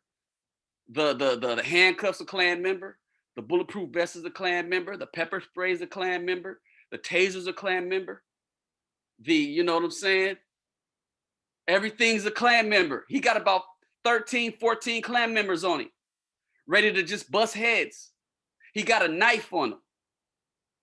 Some police officers carry an illegal knife just in case they got to cut somebody out of a car that's burning. It's illegal to carry, but it's okay to carry it. You can't have a knife. That's not a part of your equipment. But law enforcement officers are able to carry it. So he had a knife. Maybe had more than one gun. All those weapons, and that's the purpose of the next section. But let's go to the protect and serve. What is the myth concerning the protect and serve? Why do you think that the law enforcement spread the protect and serve myth to the masses of people? What's the myth to protect and serve? You guys know what it is. I went over it. It's a myth. Doesn't exist. But this is a good question. Why are they pumping it up though like it exists? Why are we being miseducated? Why are we being miseducated about protect and serve? Well, I mean, we live in a contradictory world. You know, if they're protecting and serving, all of the cases that's been televised and videotaped showing you that they're not protecting or serving, they're killing. So it's like living contradictions. And if people can't see that and understand that they are out to get you I ain't gonna say majority of the time, but they're out to get you in certain circumstances. And if you can't see that, you're not looking. I think you So were correct with saying the majority of the time, because studying the law enforcement, all they're doing is supposed to collect information to justify whether or not they're supposed to detain you. And they'll do whatever needs to be done to do that. They'll question you and they'll flip questions. They'll backwards question you. They'll question you for hours. They'll repeat question you. They have a right to detain you for 24 hours just for questioning you. Nah, man, it's whatever. Whatever, they'll do whatever they need to do to get the arrest and the detainment. No, that's exactly what it is. And if Doc, let me know if I stand corrected, bruh. Let me know if I stand corrected, bruh. But that's their goal. Anything that they can find and use against you in the court of law shall be used to do so. What did he say? What's the Miranda rights, bro? That's they warning you right there. You should probably keep your mouth shut, because anything that you say and do shall be used against you in the court of law, starting now. No, correction, starting 5 minutes ago. What you think about that, Doc? Oh yeah, I agree, man. Yeah, hey, yeah, as far as say you don't, yeah, give your name, but give your name, man, and ask for a lawyer, plead the fifth. Period. Shut the fuck up, man. If they shut the hell up after that. Don't say nothing after that, or else we're gonna have a nice 24 hours. Right. And I think, isn't it 48 hours though?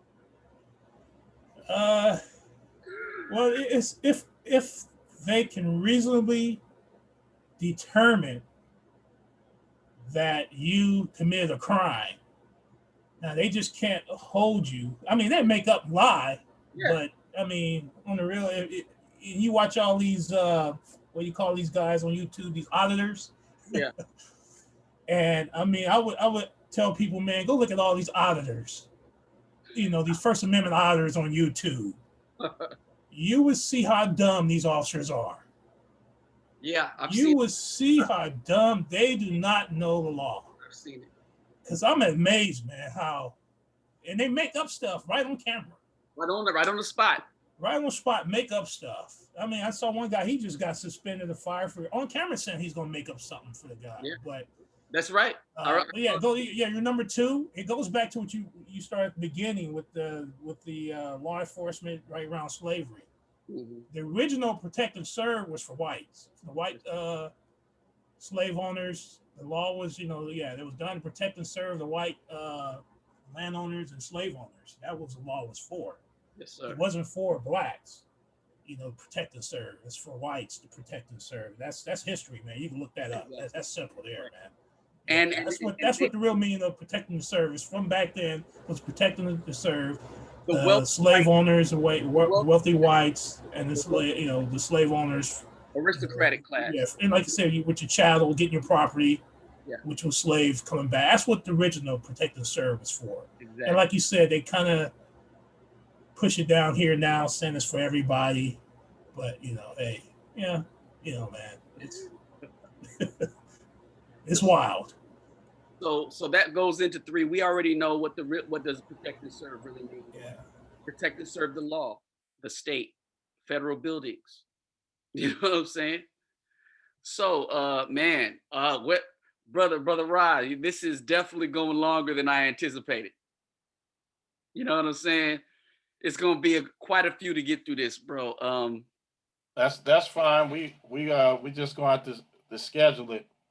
That's all. It's fine. Keep going until you ready to stop. All right, man. I'm gonna stop after I get through this second most important part of this stage in the presentation.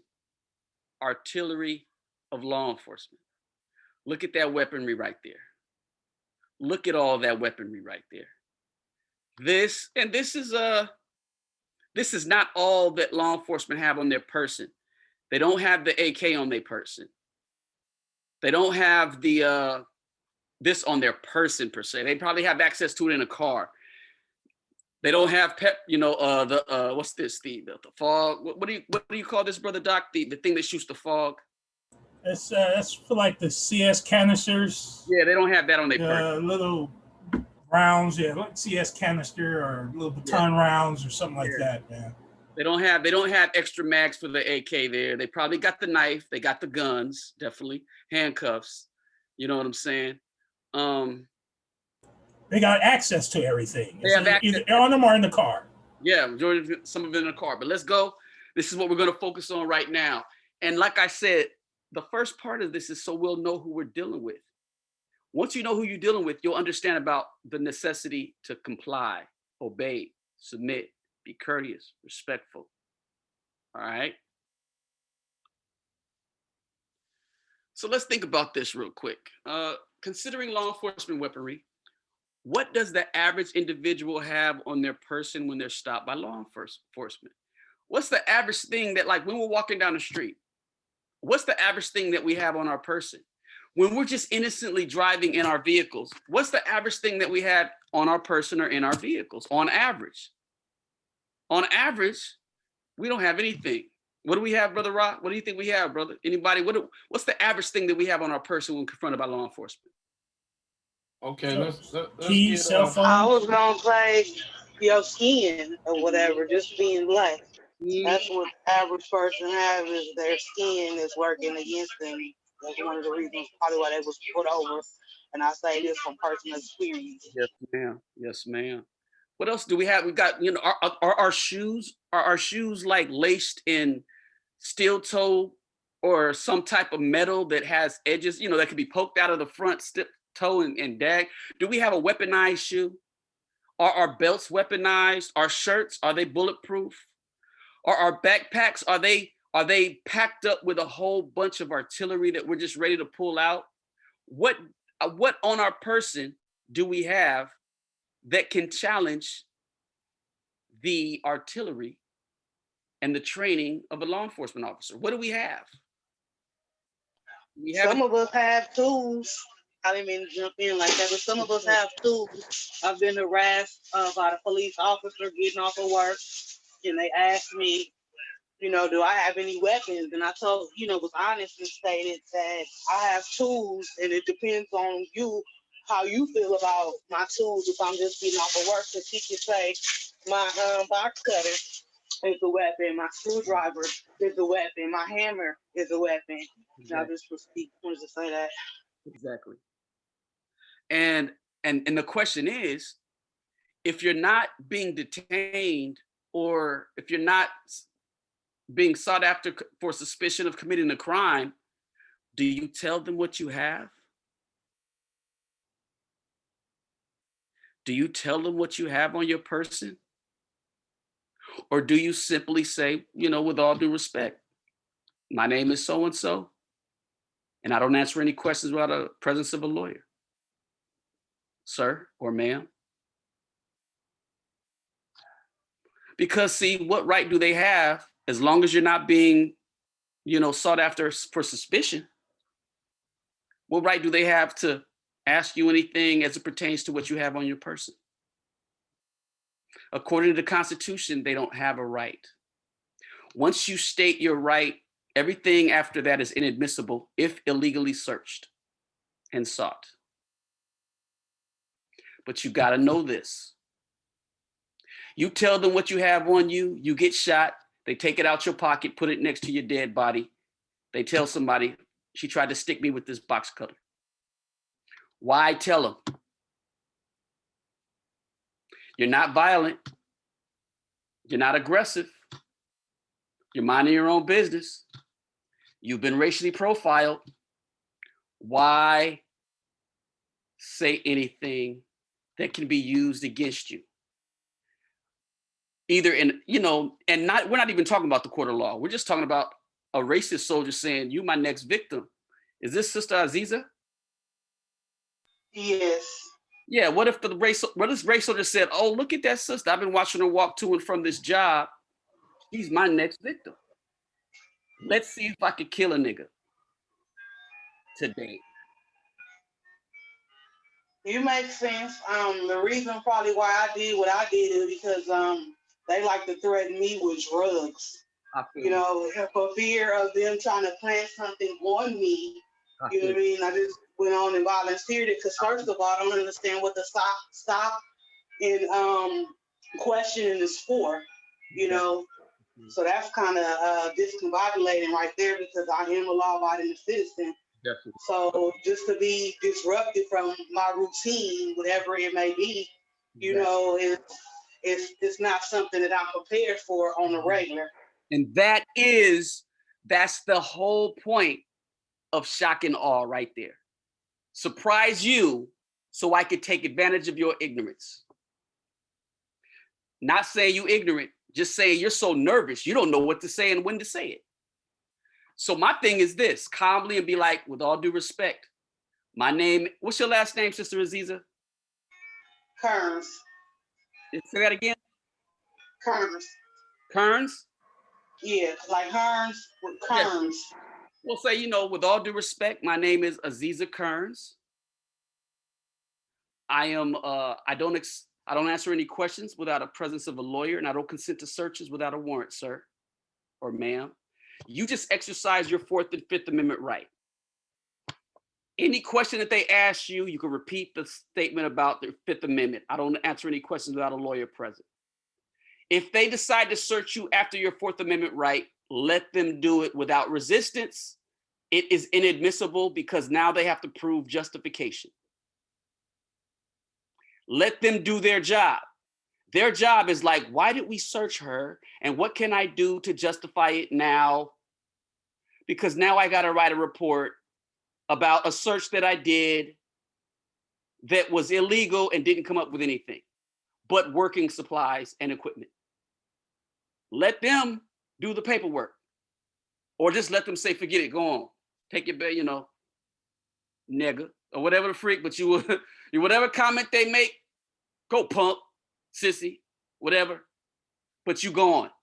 And you just reversed it by applying to the law, by confidently expressing your constitutional rights, by being respectful, and by donating your name. Because guess what?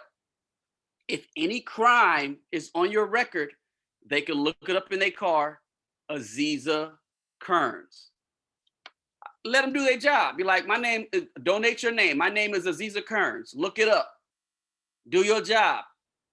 I don't accept being searched without a warrant. I don't accept being questioned without a lawyer.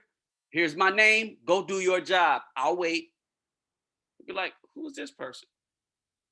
And then be like, and the last question you ask, am I being detained or am I free to go? What's up? Are y'all detaining me? You're not. Slowly walk away if they say no. Stay in your position if they say yes, and let them do their job.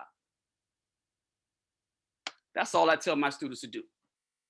And that's the purpose of this, to give you the power to gain your composure, to reduce the shock and awe, and to give you something to say to make this interaction a level 1, holding them accountable for the job and the oath that they pledged to serve, and ensuring that you also exhibit the attributes of an obedient, compliant, respectful citizen, like you just stated that you are. Has to be a two-way relationship. But like I said, the purpose of this is to go beyond this broadcast today. And that's if you guys feel it's worth it. So let's go. Anybody have any other other things that you guys feel, you guys understand the purpose of this question is, we don't have anything on our person on average. If we have weed on us, the only way they can be justified to search us and get the weed is if they smell it on us or saw us smoking it. And if they smell it on us, like it has to be a real strong stench as if we just got done smoking it. Has to be justifiable. Other than that, it's not admissible. Once you state your Fourth Amendment right to not be searched without a warrant. Here are the questions that'll be happening in this section. How many deadly and or lethal weaponry does law enforcement have on their utility belt? Be mindful of that when we get to it. What weapons are used most by law enforcement on Black males? I will say, I'll change that to Black people when stopped, frisked, detained, and or worse. So here we go. Look at the weaponry. This is not all of it, but this is just the main ones. We have a Batman worthy utility belt right here. This is Batman worthy. Look at all of these right here. And over half of them could kill you.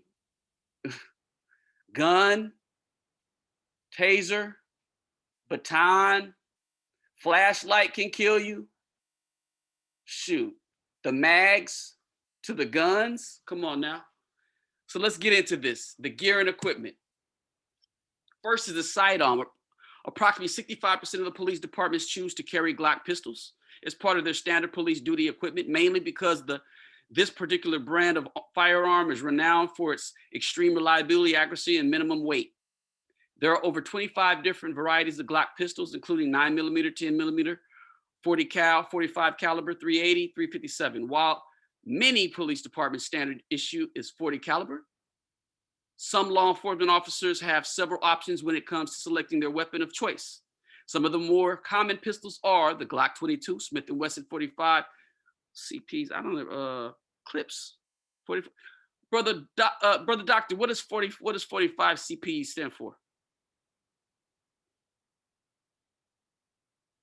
Beretta 92 and then 357 signature. Maybe brother's not here. But look at all those selections. That's what they have, just the gun itself. Something that we should really be aware of. Extra mags. Most pistols are equipped with hold 15 to 17 rounds. They can be fired less than, discharged completely in less than 10 seconds. There's 2 to 3 pairs spare mags on the utility belt, so they have more than enough to kill you. They carry them on their holster in the upright position so they can have more mags that can take up less space. Look at all this and have faster retrieval. This is lethal. Shotgun is usually carried in the car. Every police vehicle comes equipped with a 12-gauge shotgun. Typically use buckshot cartridges. It use distances greater than 20 yards. More and more police departments are starting to issue a special type of a shotgun that shoots bean bags, but bean bags can kill as well. They can be used as deadly force if shot at point blank range. They carry a knife. Most police officers rarely use knives, and some police departments don't even allow it, but a lot of them, but the police departments that don't allow them, they overlook it. However, there are some police officers who choose to carry knives with them because they're quite useful in close quarter combat. Other police officers prefer to carry the Leatherman style instrument, which can offer a more complete set of tools, such as pliers, metal cutters, screwdrivers, and more. Lethal weapon, taser gun, stun gun or taser, one of the newer pieces of police equipment. All typical police tasers can travel approximately 15 to 25 feet. It's good to know. They issue up to 50,000 volts. Kills you. It's killed people. It's caused cardiac arrest. The drawback of the useful is that it only allows you to shoot one time, but it's a lethal 50,000 volt charge. Mace, or short for orthochlorobenzyl malonitrile. Wow, that's kind of deep. And the other word, I ain't even gonna try to announce those words. Anyway, it's pepper spray or mace. It's mace. The first two sprays listed are types of tear gas. The latter two are types of pepper sprays. Police OC spray comes in a couple of different sizes, 1 to 10 ounces, can reach up to 5 to 25 feet. It's quick spray to the face, should be more than enough to disable and incapacitate somebody. It can become lethal and dangerous too if you have asthma or problems breathing prematurely. It can also cause a chronic suffocation and like heart attack as well. Handcuffs. These are probably the most utilized item. Most handcuffs are made from steel, making them very durable, and are near impossible to have, the locks picked.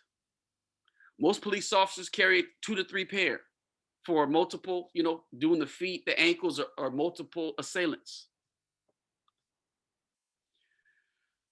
The baton, AKA nigga stick.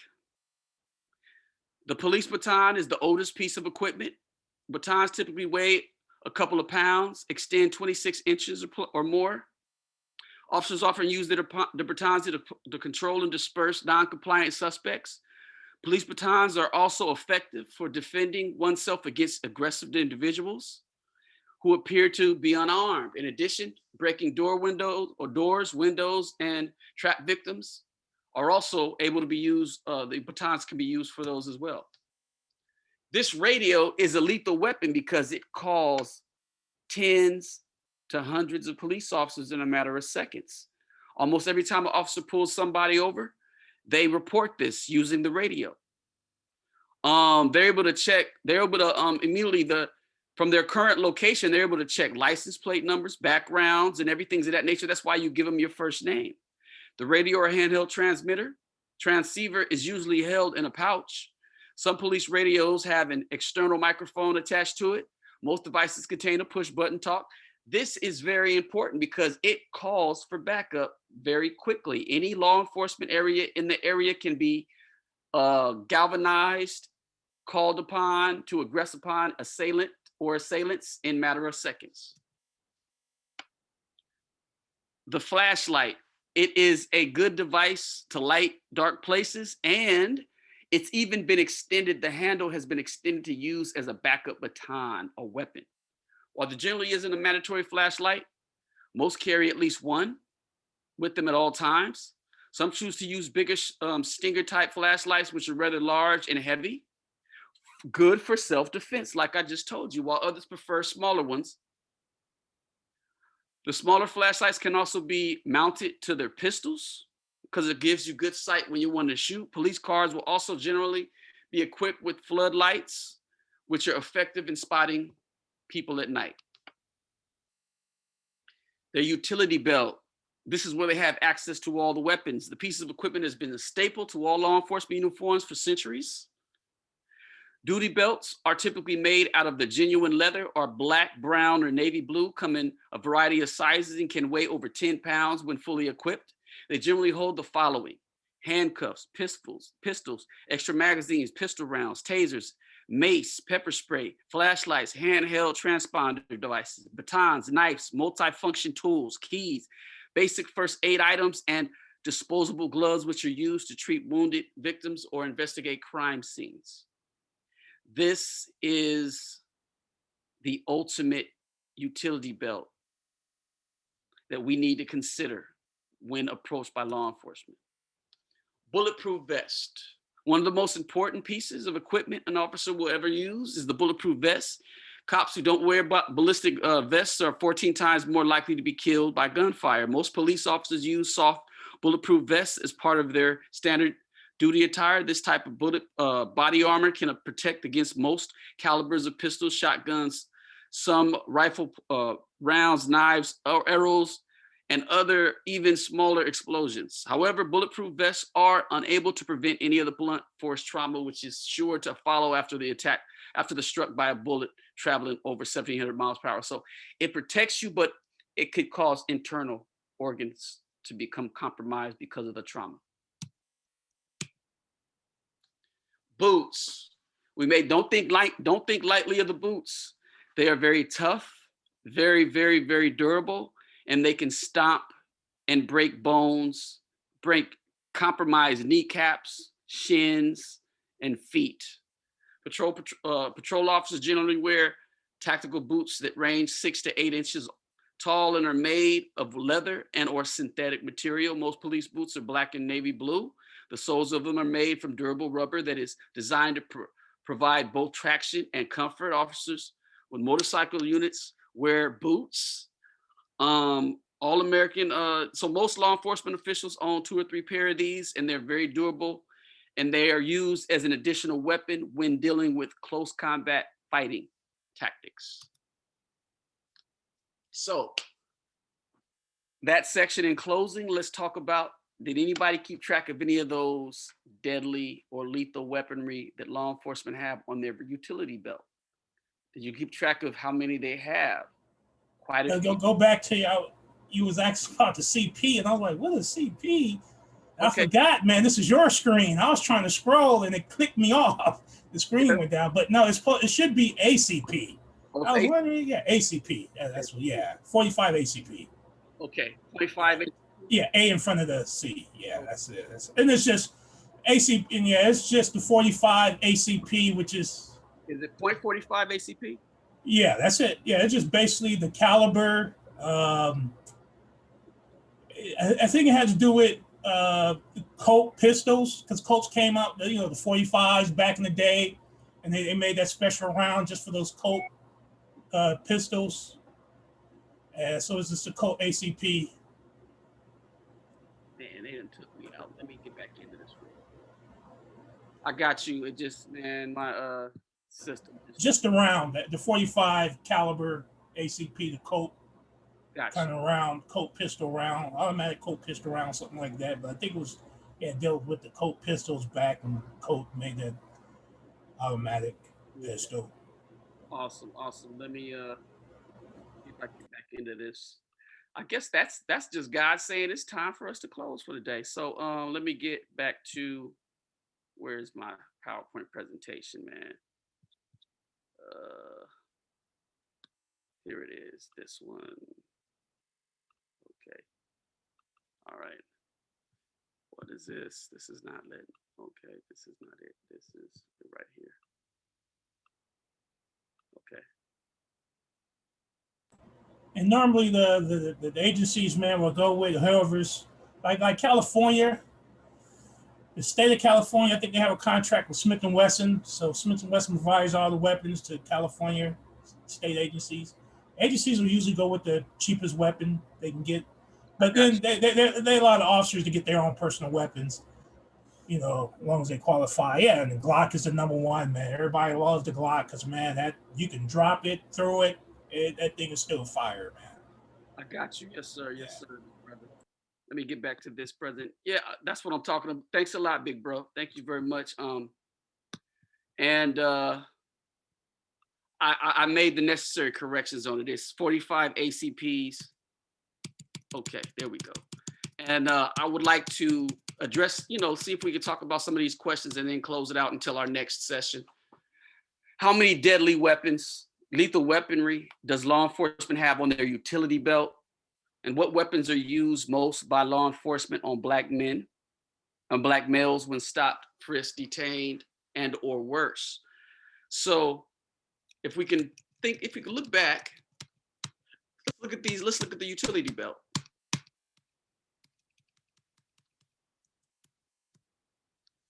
We have, we have all these, I mean, pretty much outside of the radio and the handcuffs, pretty much and the radio and the handcuffs, everything else is lethal.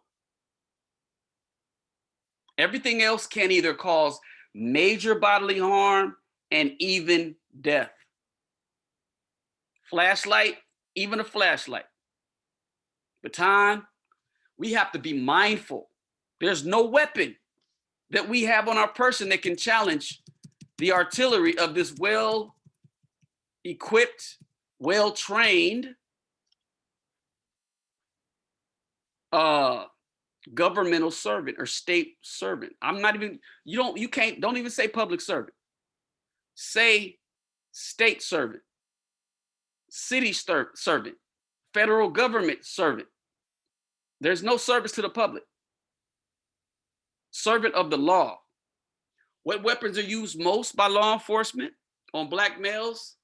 Which weapons are used most? Is it the vest? Utility belt? I would say the majority of the weapons on the utility belt.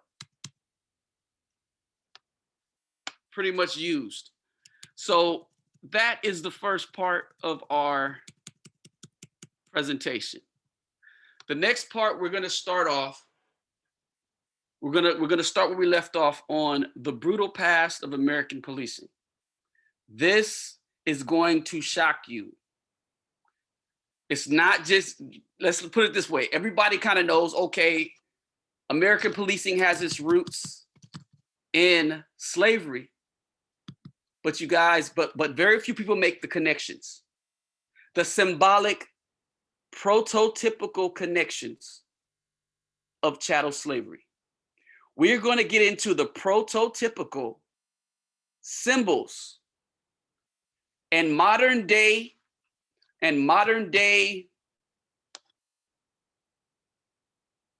characteristics, modern day elements of policing in America.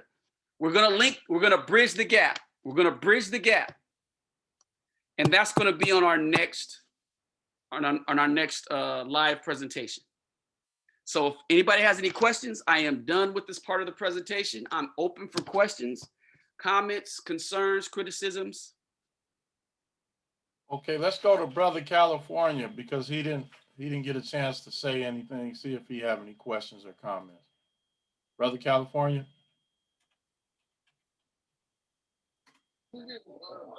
Hello.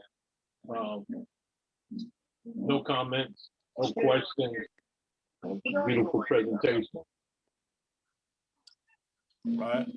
Yes, sir. How do you feel about some of the subject matter, some of the, I mean, what would you say? Did you see anything that I needed to refine? Anything that I was a little bit too long-winded on? Anything that I can improve?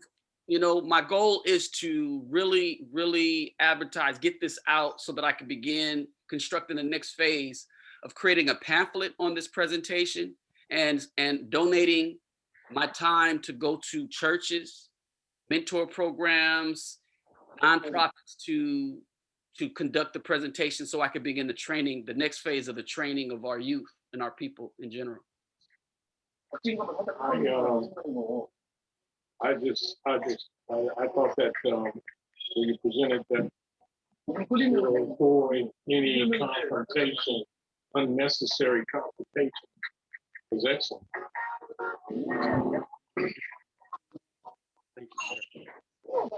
We can't control what the next man is capable of doing at any given time, but to maintain our own composure. Brother California, excuse me. Yeah.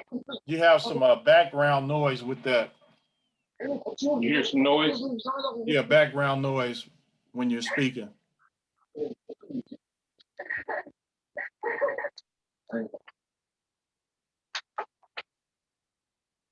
Okay. Okay, Yes, sir. It's better now, big brother. it's okay. What it is, I gotta speak on that. Is that better? Yes, sir. Thank you, brother. Yes, sir.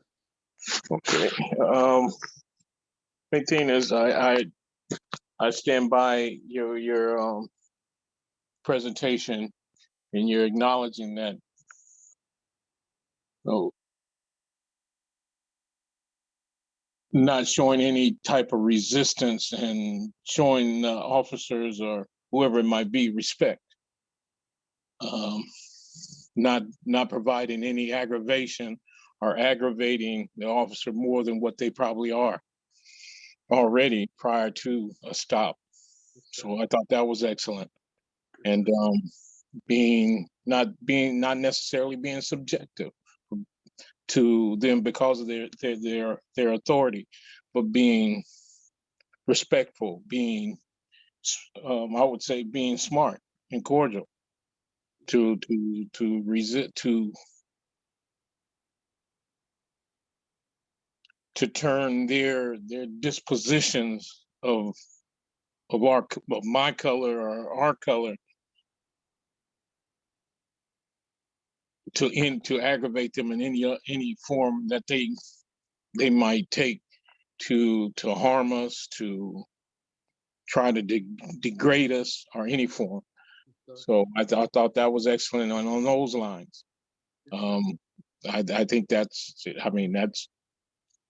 exactly what I believe we need to do, and not to put ourselves to be forced in a threatening manner at any given time when on a stop. So yes, thank you. Thank you, big brother Cal.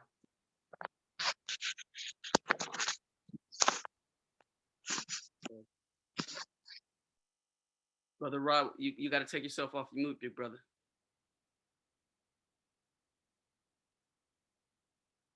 Brother Rob, you're on mute. Okay, we go. So, Sister Aziza, did you have any last questions or comments? Well, I was gonna say the presentation, it was interesting.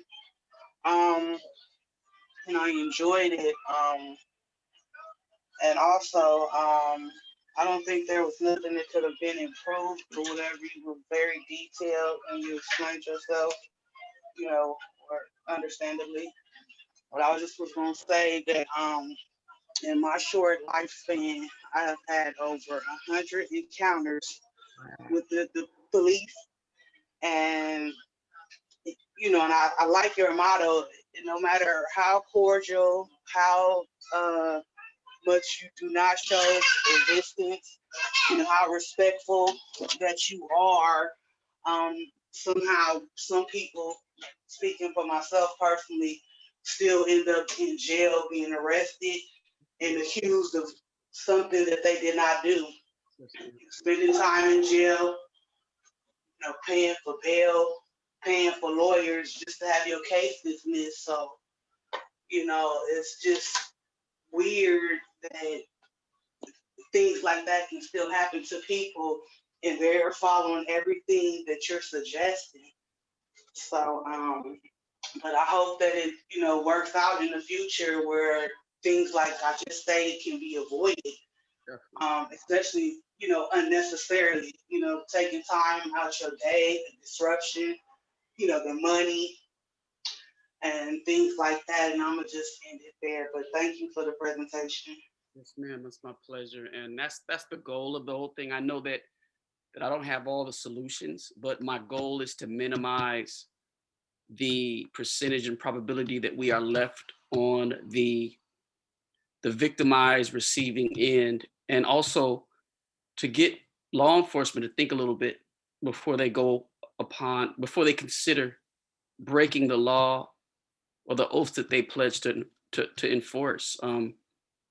I believe when we get to the rest of the presentation and I tell you specifically what to say and how to carry yourselves, hopefully just by them seeing that you are very, very well informed of the law, very, very compliant to instructions. Sometimes just them thinking that you're a smart ass kind of puts that, pause. You know what I'm saying? Oh, you think you a smart ass? Like, no, sir. My name is Aziza Kearns. And I don't consent to searches without a warrant, and I don't answer any questions without a lawyer, sir. With all due respect. Oh, you really think you think I'm stupid? No, sir. No, ma'am, with all due respect. My name is Aziza Kearns. I don't answer any questions without a lawyer present. I don't consent to searches without a warrant, sir. Oh, you get the fuck out of here. Just keep on going. Just get out of my way. You be like, yes, sir. But you got off. You know what I'm saying? No, absolutely. I have a criminal justice degree, so I'm aware, and I don't want to blame everything on my surroundings or whatever. But I mean, it is what it is. I could be in Colorado and I'm getting pulled over for whatever reasons. It's just always has been something. So I did decide to educate myself on it, but I still have had those incidents where things have went left, and I mean, there was nothing warranted for it. It's just because I guess they thought I was stupid or ignorant or whatever the case may be, and they don't want to feel, like I'm, like the person is outsmarting them or whatever the case may be. And then also too, they use a lot of intimidation, and I know that they have a gun, and I want to get whatever my encounters is, as quick and over, as fast as possible, so it's kind of like whatever it is you want to hear, because I'm, en route to do whatever, go to work, come home from work, whatever, go pick my child up, drop my child up, it really doesn't matter. Like, I shouldn't have to even explain myself. It's like, I'm just fed up and just tired of it, even at this age, when I was younger, I really didn't understand it. You know what I mean? But as I got older, and of course I educated myself, because I wanted to be a criminal defense lawyer at one point in time in my life. So that's why I had started my education, or finished my education, and just landed a criminal justice degree. Lazy, it was just something easy for me to do, and I did it, and I realized that I don't even want to be a part of that environment. But I'm gonna go ahead and be quiet. My baby is making noise. Thank you, Sister Aziza. And that's going to have to be a whole nother presentation, is post-detainment, and what you can do to still hold the law enforcement accountable. Like we talked about, like I've researched reports that can be done on law enforcement, even though it may seem immediately like it doesn't have any effect. Every report that is done on the misconduct of a law enforcement officer is placed in their file. And many, many reports can prevent that law enforcement officer from being promoted. It can compromise their ability to move up in ranks, to get raises. It can also affect the caliber in which they perform their duties as law enforcement. They can be demoted in terms of duties. They can be put on desk jobs instead of hitting that pavement. So there's things that can be done that over time, similar to being an educator, we're protected by a union, but if we have enough students and parents reporting on us that goes in our files, that can have a great effect on us futuristically as educators. And we can do the same for law enforcement, but we have to, follow up, fill out those reports, take the necessary steps to document the altercation that you feel is unjust and racially motivated, and take it forward. That's another phase of my what to do when stopped by law enforcement that I will be extending. But thank you for your words, your encouragement, you expressing your personal experience. It's definitely helping me as I futuristically develop this presentation and eventually this program, to take certain things in consideration based upon repeated violations of law enforcement, profiling an individual for whatever reason that they feel see fit to do so. So that's definitely something that I will continue to look into and develop another part of my presentation to address. Thank you very much, Sister Aziza. Okay, well, I appreciate you bringing this presentation to the platform, and we definitely want to get the whole presentation. So we're gonna end this evening, and I appreciate everybody's input, Brother California, Brother Doctor, Sister Aziza, and Brother Thomas for bringing this information to us, and we're gonna continue this. So next week we have Arthur C.J.H. Moore, and he's going to continue speaking about his book. He done a presentation with Professor Amin Ra and Joe Hembrick on the Conscious Corner. He was their first guest. And so he's up next week, and we're going to hear more from him. Very interesting. The name of the book is Natural Born Gangster, The Legend of Chris Bell. So Wow. very, very interesting information. I've been reading the book. Can you get Very that off, interesting. Excuse me? I get that off of Amazon? Yes, sir. Yes. Yeah, it's well worth it. And yeah, you really would enjoy it. What is it called, So brother? What is it called again? Natural Born Gangster, The Legend of Chris Bell. Got you. Excellent book. So each one teach one, and I'm gonna say good night to everybody. Good night, family. Good night. Good night. Right. Thanks again. It was my pleasure.